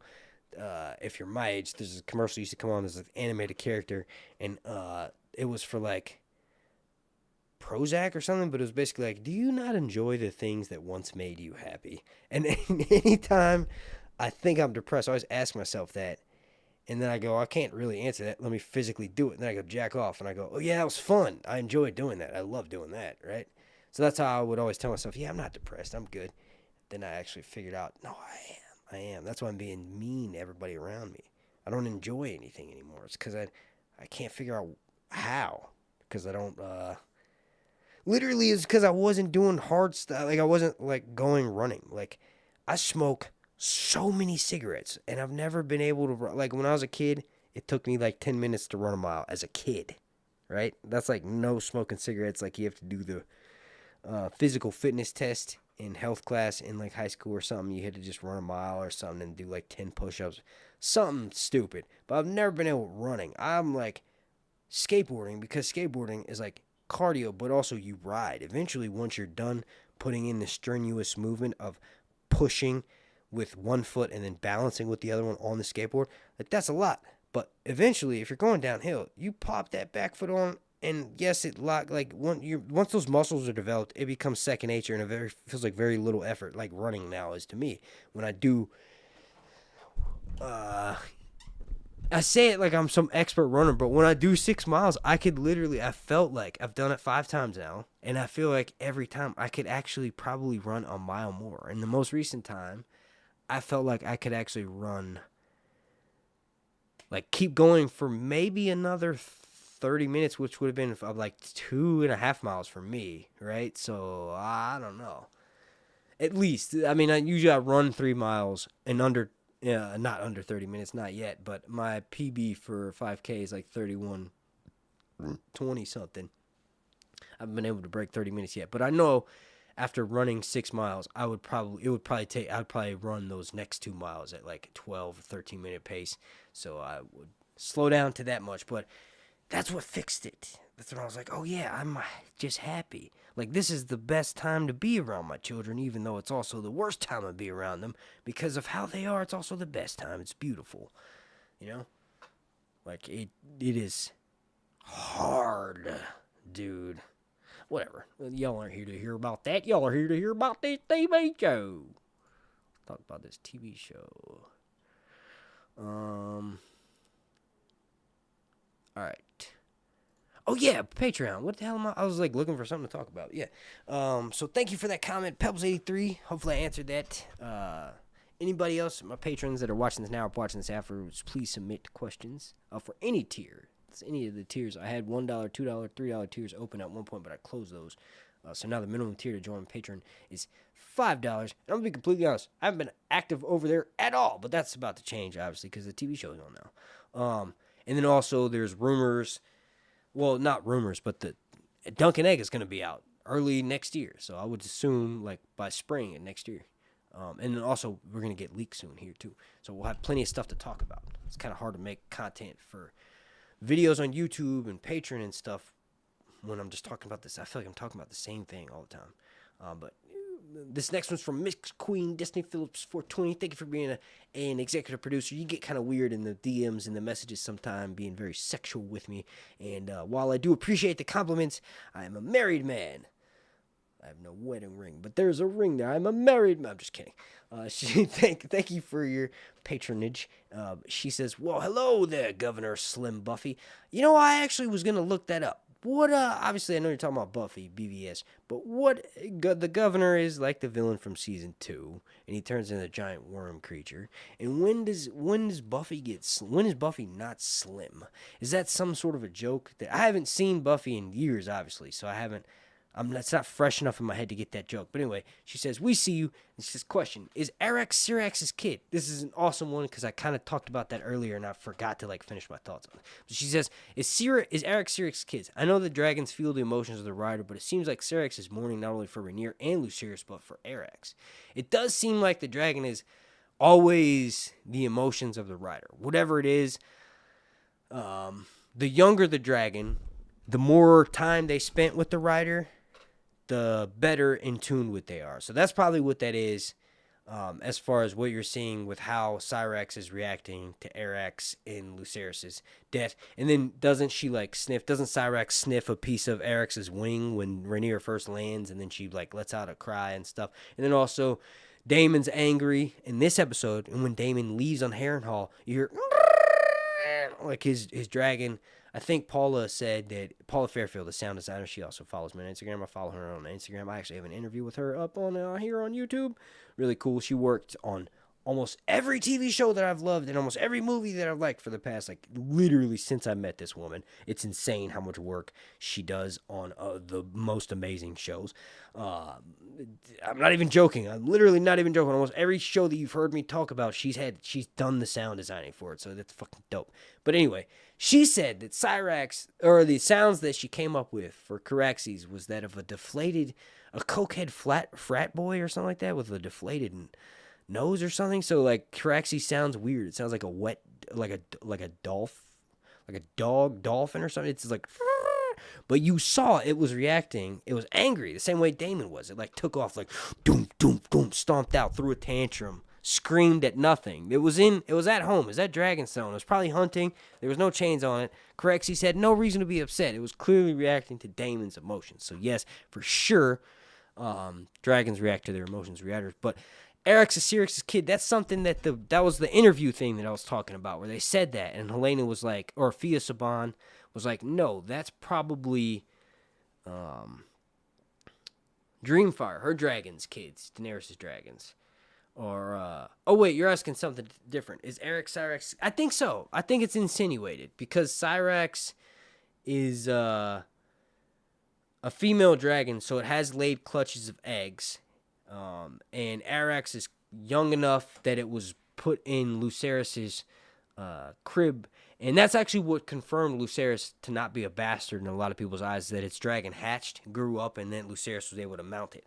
So it's possible that Syrax mated with Seasmoke and had Arax and Veermax, and that's why they're named after this is similar name scheme as Syrax. I don't even think it's named in canon. They do, in Fire and Blood, they do weird stuff for the TV show with the actors. We'll tell the actors wrong information. They told the actor that plays Aemon, they told Ewan Smith, they were yo, dude, your dragon is named after a Valyrian war god. And they've actually said that several times. They've said it a few times. That's just not true. Vhagar is named after a Valyrian god, but not after a Valyrian god of war. It's not specifically named after a Valyrian, you know how there's, in the Greek mythos, there's a god of thunder, there's a god of war, there's a god of the hunt, there's a god of farming and harvesting stuff. Like in Valyria, they allowed all religions to be practiced. Valyrians themselves, people with purple eyes in the books, blonde, silver, white, gray hair on the TV show, right? There's different versions of wigs. I don't know if you guys noticed that, but I think Hugh Hammer's is the one that I've seen that's the most distinct and looks very similar to Viserys and Daenerys, because Viserys' wig was modeled after Daenerys's.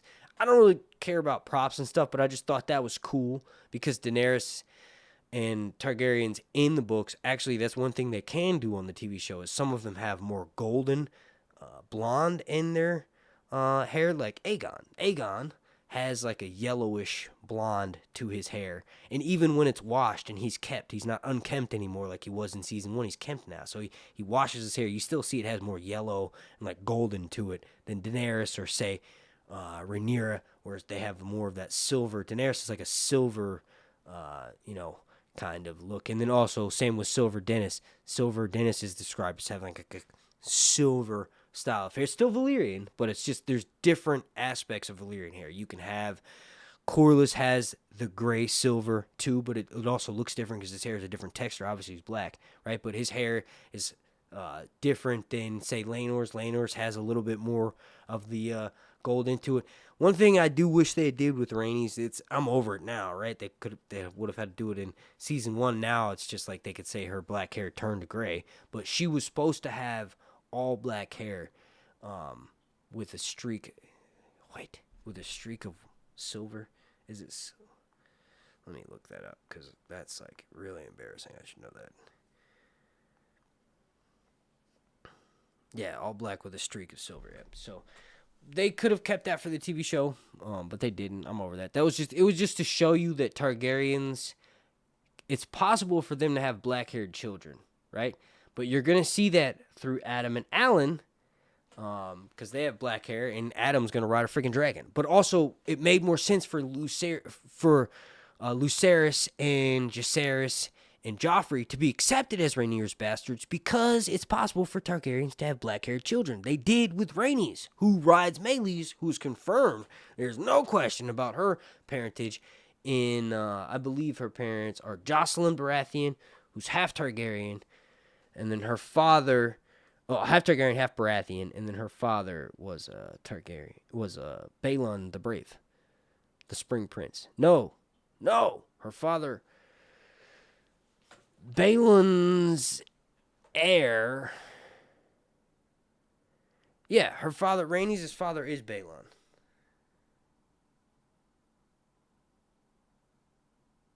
Why is it not? No, her father is Aemon. Okay, so Balon is Daemon and Viserys' father. Aemon is her dad, and he's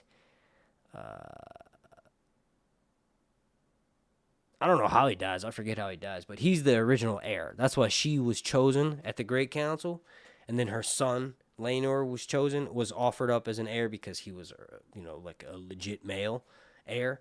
But they ended up going with Viserys. But yeah, so I don't know. It's like one of those things on the show. I don't know if Arax is Cyrus' kid, but you assume so because of the name scheme. Unless they directly state it, I don't know. Thank you for submitting that, though, Destiny, and also thank you for being a member of my patron and the executive producer tier.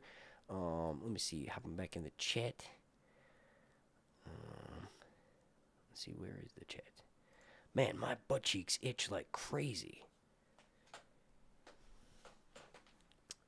They finally... let me go pee real quick, but I just want to mention this comment because it's going to be the topic we talk about. Please remind me, everybody. Anti says, they finally mentioned Daeron about time. Yes, we are about to talk about Daeron and who we think he could be cast as, who you guys think he could be cast as. We'll probably revisit this fight scene with the Cardio Bros as well. Let me just move that so y'all can see it. Initially, wasn't there someone that was supposed to be cast as Daeron?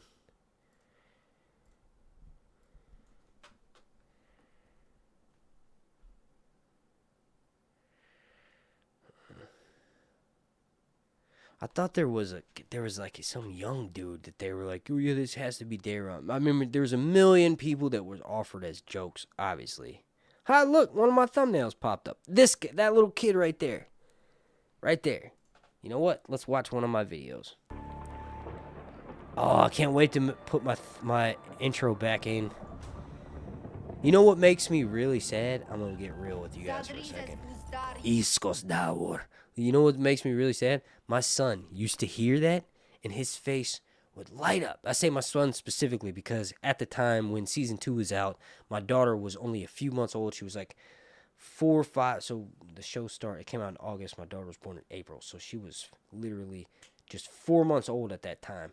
But my girlfriend's mom was helping us. She was watching my daughter when she was really young. She stopped in like November of that year. So it's been me with my kids by myself every day since then. So that's another reason why it's been harder for me to make videos. But no, for real. But anyway, my daughter was just too young, right? She was only a few months old. But my son, every time he'd hear that, when I was making like 2 videos a day, practically, right, for Patreon and then for YouTube, he would hear that and he would be like, like in his little baby voice, and he would say that part, and it would make me like just smile so big. And I'm like, my son's like, I might not be getting that many views, but this makes my son happy just to see that. And it's like, as a parent, like, I don't know, it's the little things like that carry the day. And also, it was a lot easier to be a parent back then because my daughter couldn't move and she had to listen to me because she won't do nothing wrong. She'd do nothing wrong. She's a goddamn baby. She's a little tiny baby. I thought I had it hard because I had to change diarrhea diapers. I thought I had it hard back then because of that. But it was so much easier anyway. But yeah, it's like, man, it made me sad because I stopped making video. My son forgot that. He didn't even react to it. I was on the toilet the other day, and I'm like, Luke, look. And he's like, what? And I'm like, Luke, look. And then Bella comes over, and she's like, what? And I'm like, look. I knew she wasn't going to react to it, but I was just waiting for, and he didn't. He just was like, what is this? Like, he didn't even, he's like, I don't know. It's hard to explain because you guys have never seen that. Maybe I have posted it on my stories before. I don't post pictures of my kids on social media anymore. I just think it's weird now. I saw someone famous talk about that, and I was like, hey, that's actually a good point. It's like they don't have a choice, and also they might literally get older. I might not be ever super famous, but they might get older and be like, I didn't want you to do that. You know what I mean? So, and also it is weird because there's no reason to do that. I just post on my own Facebook now. But anyway, I probably posted a video in my stories of him doing that, reacting to my intro because it was funny. But I wanted to watch this to get that kid's name. This was one of the people that we thought it would be, but then it was disproven somehow. I forget. The leaks are always disproven. But now we know we're getting Dayron because he was actually mentioned. Dope. Who is the kid? Did I not put that in the description? We're going to have to watch it. Potentially be cast as Cregan. Please. Who? After you Who watch was the this guy? Video, That kid was not cast as Cregan. Where they're going to be filming a good chunk of Rook's Rest and probably... Watch me get flagged for watching my own video on YouTube. What is that kid's name? And who could potentially be cast... Okay, but what's the kid's name? On the green side is Dayron the Daring. He's literally just doing his job, right? Like, his mother is Allison, training to be a knight. Well, rather... Did I not say his friggin' name? Okay, so first up, let's do Dayron the Daring. Because a lot of people, like, when you read Fire and Blood, you realize... Spit it out, dummy. What's his name? Who's the actor? What's his name gonna be, you dummy? This is frustrating that I didn't just say his name. I don't want to watch this whole thing. I don't want to hear myself talk. My voice is nasally and annoying. Look at those weird freaks. Wait, can you guys see that? It's a picture of the Targs. And I inserted Dayron. That's him. You guys didn't go back and rewatch that scene. Dayron was there. Dayron the Daring. It's so crazy that was not... It's almost like they forgot. Like, oh yeah, there's this other character. We got to add him in. But it made me so happy that he was just mentioned because I was afraid that they were going to leave him out. You don't understand. This little motherfucker is like the one green who undoubtedly, even if they interpret his character different from the way in my brain, his whole point is that he shows up in this moment that's not necessarily in favor of the greens. Like you aren't rooting for the greens in that moment, but it's like you're always rooting for the underdog in that situation. And the Greens are kind of greatly overpowered. And Daeron shows up with his dragon to Sarion, who's supposed to be this beautiful cobalt and pink, right? That's kind of dope. Like pink is pimp, right? Or whatever. Dragon. And then, like, saves the day. But he's just doing his job, like I was mentioning in that video. He's one of the only Greens who's just doing his job. Kind of like how Aegon is at first, and then he turns into this horrendous Joffrey-esque type character, at least according to the history book. We'll see how he's interpreted on the TV show. So far, everything about him is amazing, right? Obviously, not everything he does, but the character, the actor, amazing, right? Most of the writing choices about him have been amazing. But Daeron, on the other hand, he's so young, and he's completely removed from the affairs of King's Landing that he's almost an innocent, right? Like, there's several characters in the books, like, for instance, Tyrion Lannister's uncle. He's got several different uncles that do several different interesting things that my brain tells me that I should mention to you guys. One of them being his uncle Jirian. George is really running out of names there.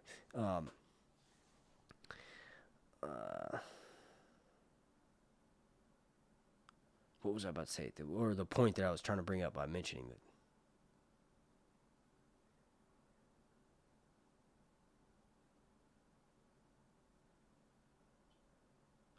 That's so crazy. That was a good point. I know it was a good point. Tyrion, his uncle, Jirian. I was going to bring up Jirian to say a joke about the tumbling. He taught Tyrion tumbling. Oh, yeah. Okay, so Kevin Lannister mentions, like, this just shows you how terrible King's Landing is. Obviously, Tyrion's always like, it stinks, it's terrible, the politics here suck, right? But people literally are afraid to bring people that they not necessarily care that much about, but people who think are innocent into the city, right? So it shows you two things, right? Okay, so Kevin Lannister doesn't want to bring his wife into the city because he knows that his wife being brought to court will be brought into the politics of King's Landing, and she's so freaking innocent that she would, like, unwillingly probably die at the hands of, like, Cersei or someone else just because she's so, like, doesn't realize that people are actually capable of manipulating her that much, right?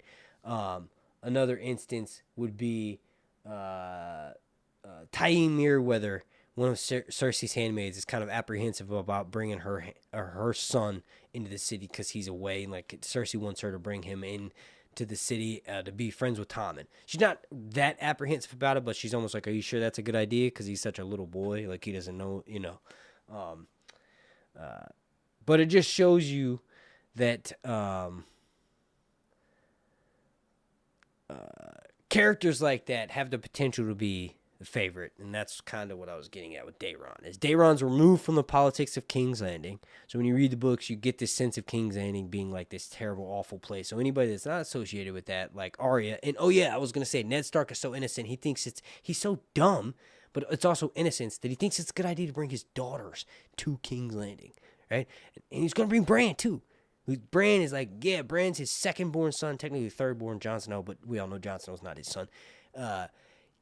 He was going to bring them to King's Landing. He's so stupid. He's so innocent that he doesn't realize how terrible of a place King's Landing is, because the only time he really spent there, he grew up in the Vale.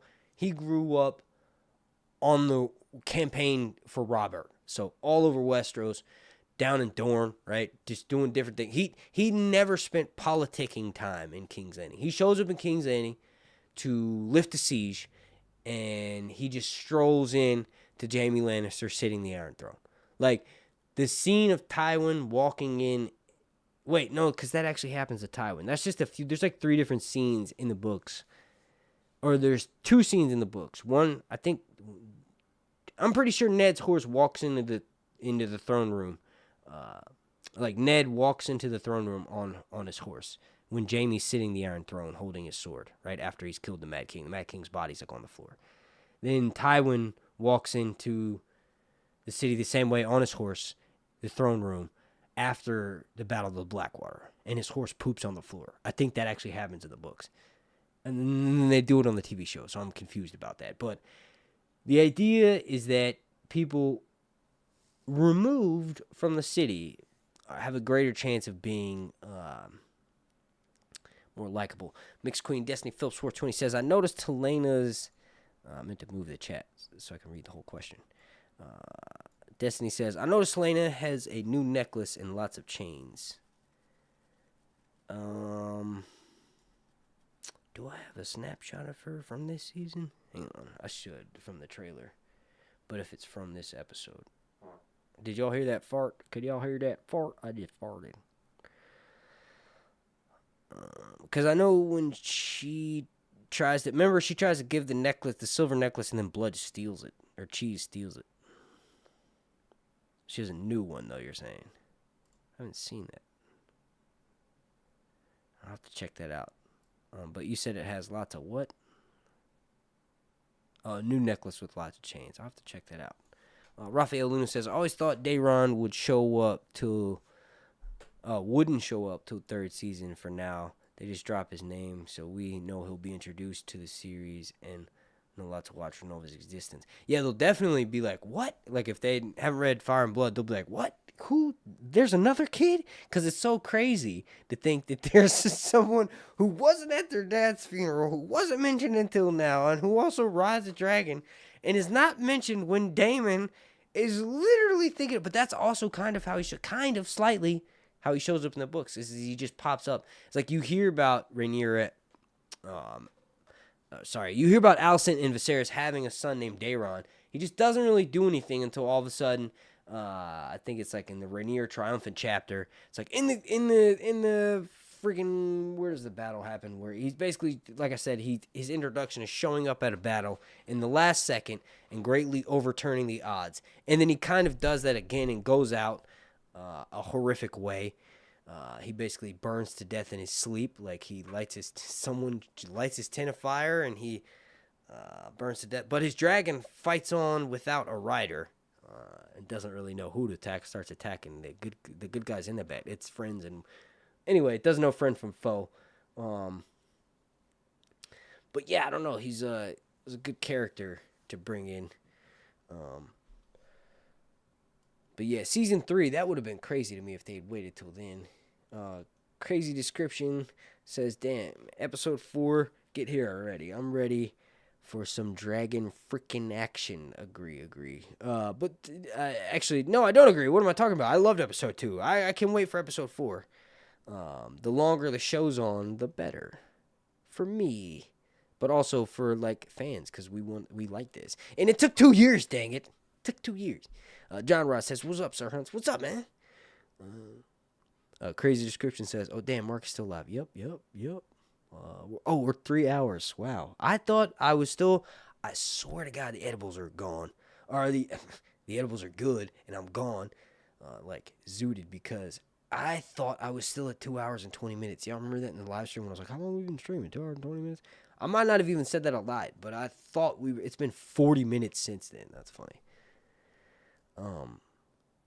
Mix Queen Destiny Phillips 420 is a follow-up to the I Noticed Helena's new necklace. She says, isn't she known as the Queen of Chains or something? Or the Queen... Are you thinking of Queen in Chains? I think Alicent is known as that. Brothel Queens, they're both known as I'm not actually sure. I don't know. I gotta look that up. But I think they're both known as Brothel Queens because the rumor is that Helena sends them to the brothel and makes them get, brotheled, and that happens for a while. But that's obviously Rhaenyra is not going to do that on the TV show. But I think Alicent is known as the Queen in Chains because Helena's kind of out of it, so she's like just kept in her chamber. But I think Alicent is active in court in that it's mentioned several times in the history books that she tries to convince Rhaenyra several times to save her sons.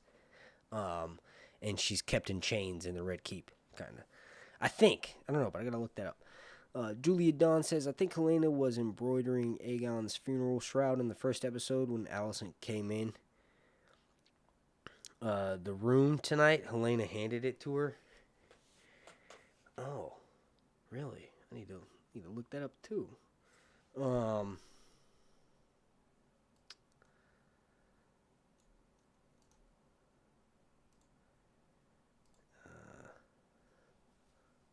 Sorry, I just wanted to do a cooler background for you guys. This thing right here is bugging me that it's the same this whole time. Wait, why can't it?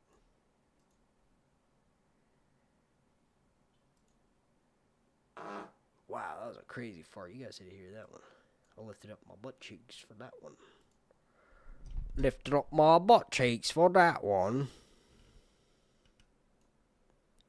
Where is that window at? Or where is that picture at?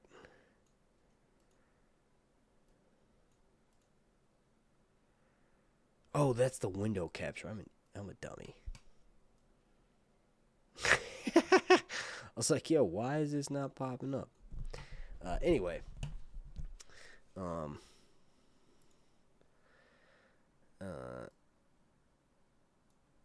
trying to get it. There we go.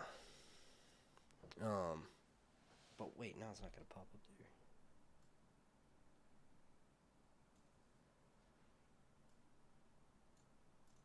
there. This is a little bit ridiculous. OBS should tighten that up. It should be easier to move that.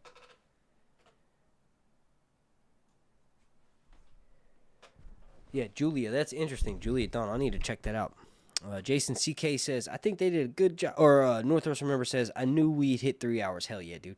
Jason CK says, I think they did a good job with the Eric and Arik fight. I knew that was going to be the finale of the episode, and it was well executed. Yes, definitely. Initially, I thought the leaks told me that Blood and Cheese was going to happen in episode 2, and then it would happen like halfway or something, and then the Cargill brothers duel would happen in the same episode. It's so dope that at one point Claire Kilner followed me on Instagram and she directed this episode, and it's so dope that the stars Eric and Arik followed me on Instagram. That's cool. And I know I've said that for 2 years in a row, and I've said that every video, and the way I say it is so casual, like you've never heard it before, but it's dope. Pretty cool. But yeah, I think it was well executed too.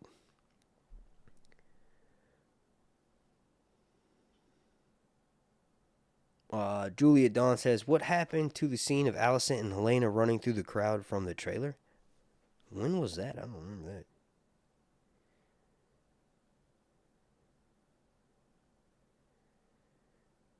I don't remember that. When they broke from the caravan thing, that's a different scene. That must be when Maylee's I don't know, maybe it got cut. That happens sometimes. Sometimes they cut scenes from the trailer. I don't know. I'll have to research that too. You're bringing up some good stuff. Let's see what this other comment that you said was. Julie Don. You're talking to someone else. Yeah, I don't know. That's a good question.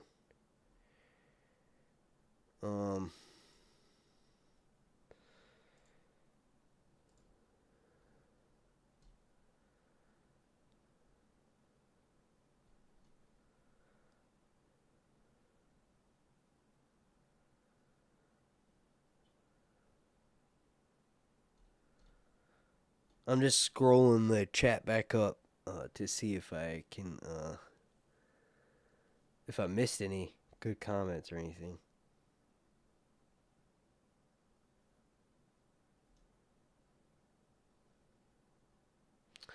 Northwest Remember says, oh wait, no, I already answered that. Never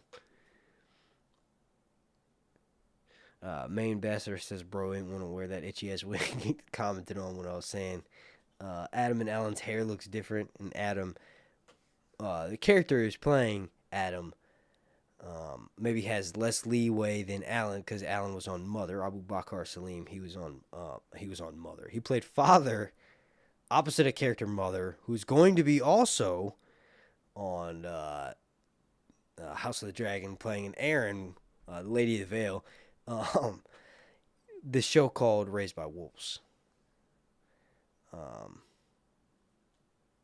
But maybe it was because he had more leeway with HBO. He's like, no, I think my character should have less prep time before I get up and start acting for a scene. And also, spoilers, but obviously I haven't mentioned much about Adam other than writing Sea Smoke, but he dies in this whole skerfuffle. And I'll just say loyal. Okay, I'm going to tell you exactly what happens, but I'll start by saying loyal and then spoiler warning. And, like, come and click back in, like, a few minutes. But anybody watching this, spoiler warning. But basically, he... I mean, I guess you can't really say him. Let me move the chat off my face. You can't really say him. Rhaenyra allows the drawbacks of power to get to her head. And, like, one of the things with being a Targaryen, Rhaenyra doesn't get dragon dreams, but she's got so much power and people betray her that she has no choice but to be paranoid, right? So what happens is there's this event known as the Battle at Tumbleton, and two of the dragons, the Battle at Tumbleton is the first one where Hugh Hammer and Off-White betray her, because they fight in the Battle of the Gullet. They fight for her side, and the reason why they betray her is because she doesn't award them. So Hugh Hammer claims Vermithor. Vermithor is that dragon we saw Daemon singing to. Hugh Hammer and Vermithor participate in the Battle of the Gullet, in which Rhaenyra loses her son Jacaerys, but ultimately wins a massive thing in that in the books she's able to take King's Landing after the Battle of the Gullet, right? So Daemon tells her that she should reward those. Well, no, Daemon doesn't tell her that she should reward those loyal to her. Naturally, she knows to do that because she's a good ruler. She's her father's cupbearer. But Daemon suggests that she should give Hugh Hammer and Off-White the dragon seeds. So that would also include nettles in the books, and then Adam of Fall. She should give them great honors and award them women who recently were not the head of houses, but they became the head of houses because the male head of houses died in the wars, right? So Daemon's like, you should reward these two bastard dudes. Off-White, Hugh Hammer, who's like, Hugh Hammer's a blacksmith. Off-White's just a drunken dude. He's just known as Off-White because he's got white hair, but he's also known as Off the Sot because he drinks a lot. And then also Adam, right? Adam is a shipwright, which is I mean, that's pretty decent living, but obviously not that decent if they're like, yo, Corlys, you saved Corlys' life, and also he's potentially our father. He owes us stuff because House Velaryon at this time is the richest house in Westeros. So I would, if I was them and I did all that hard work and I literally saved my dad's life, and I'm like his bastard, and it's like he won't acknowledge me, even though he probably should, but he only won't because he's afraid of his wife. I'd feel that type of way too, right? So that's probably what's gonna end up, being mentioned on the show. I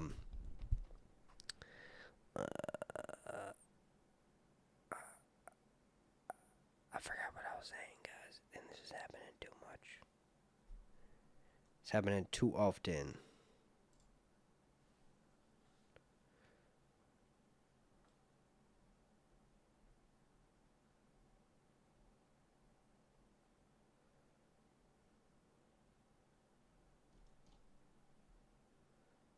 That's crazy.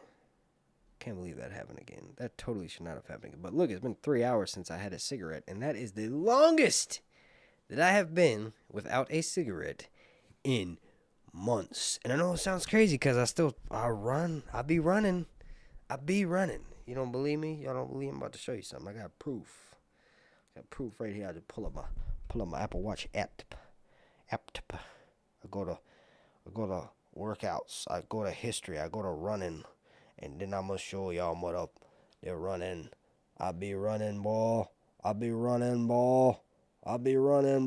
just started running. This is just a month and some change ago. This is just how often I go for runs. And before, I have more than this, because technically when I first got my Apple Watch in like January or something, I was walking. I was power walking. I just waited till I could get to the point where I could run more than 20 seconds without walking before I called it running. So then I switched the setting from I'm taking a walk to I'm taking a run. So there's actually more running than in what I just showed you. I be running, boy. I be out here running, boy.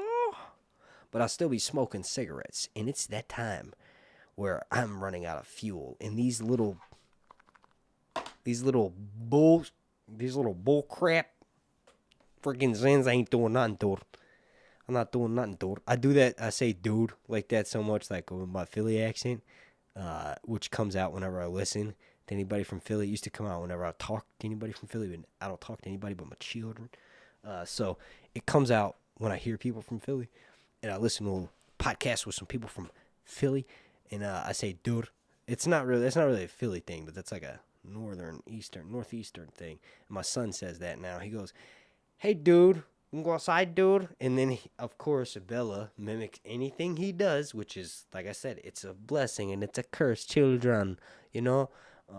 So she mimics the bad behavior, too, but she says it now, too, so it's adorable. They're like, dude, okay, dude, come on. They don't even know they're saying it. It's just they just say, dude. All right. This is that time, man. We're going to get out of here. I'm so happy that this show is back on their they're going crazy. That's cool. But yeah, I gotta go for a run in like 4 hours. And I literally have to because it's gonna be 94 degrees any other time of the day if I don't go. So alright, y'all. I didn't mean to show you my metrics.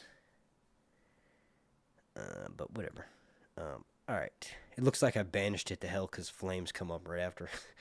It's always blurry whenever I have the flames too big, though. So I gotta have images playing over it.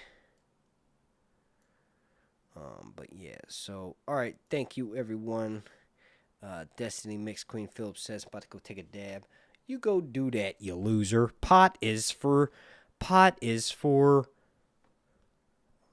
Did you see that? Pot's for losers, man. Did you catch that? My camera's too. Oh, damn, you probably saw that. And now I got ashes all over my keyboard. No, I don't do those. I don't do those no more. I don't like that. Be coughing. There's no point. I do them sometimes.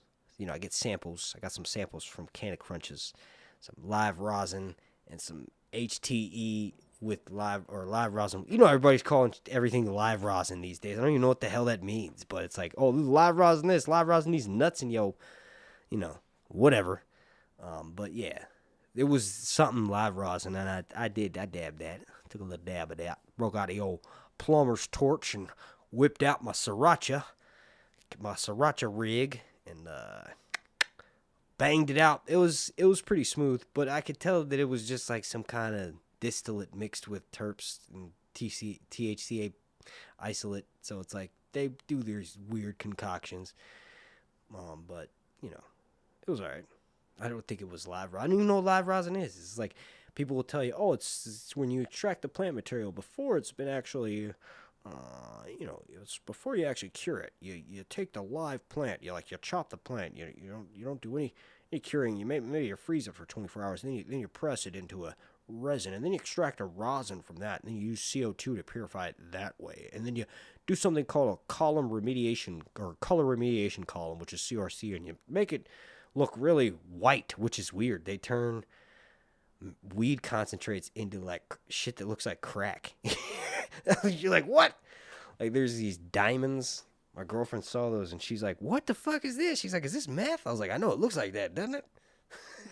It's crazy. But yeah, alright, yo. Take a dab for all you nerds. Hey, you better be careful. There's like 70 nerds watching this right now. They might nerd your face. Right? No, I'm just kidding. Alright, y'all. Alone that. This was the best episode of all time. I hope I talked about enough stuff. I'm going to be doing a video breakdown where I'll be focused for about 10 to 15 minutes talking about stuff with pictures and not my face. All right, see you later. Alone that. Shout out to my patrons. Mixed Queen, Destiny Phillips, 420, The North Must Remember, Pebbles 83, and my girl Breanne Johnson. Alone that. What? Live resin? Yeah, see, there's like live resin, live rosin. What is that? What is the difference? What is the difference between resin and rosin? I don't know. I know rosin is something you can clean the bow of a violin bow with. Like a violin, my sister played the viola as a kid, and she used to clean her bow with rosin. What is resin? Like tree sap? Is that resin? I don't know. All right, long night. Now there is Budari, no hour. That's a new way I say it because it's like what's that movie?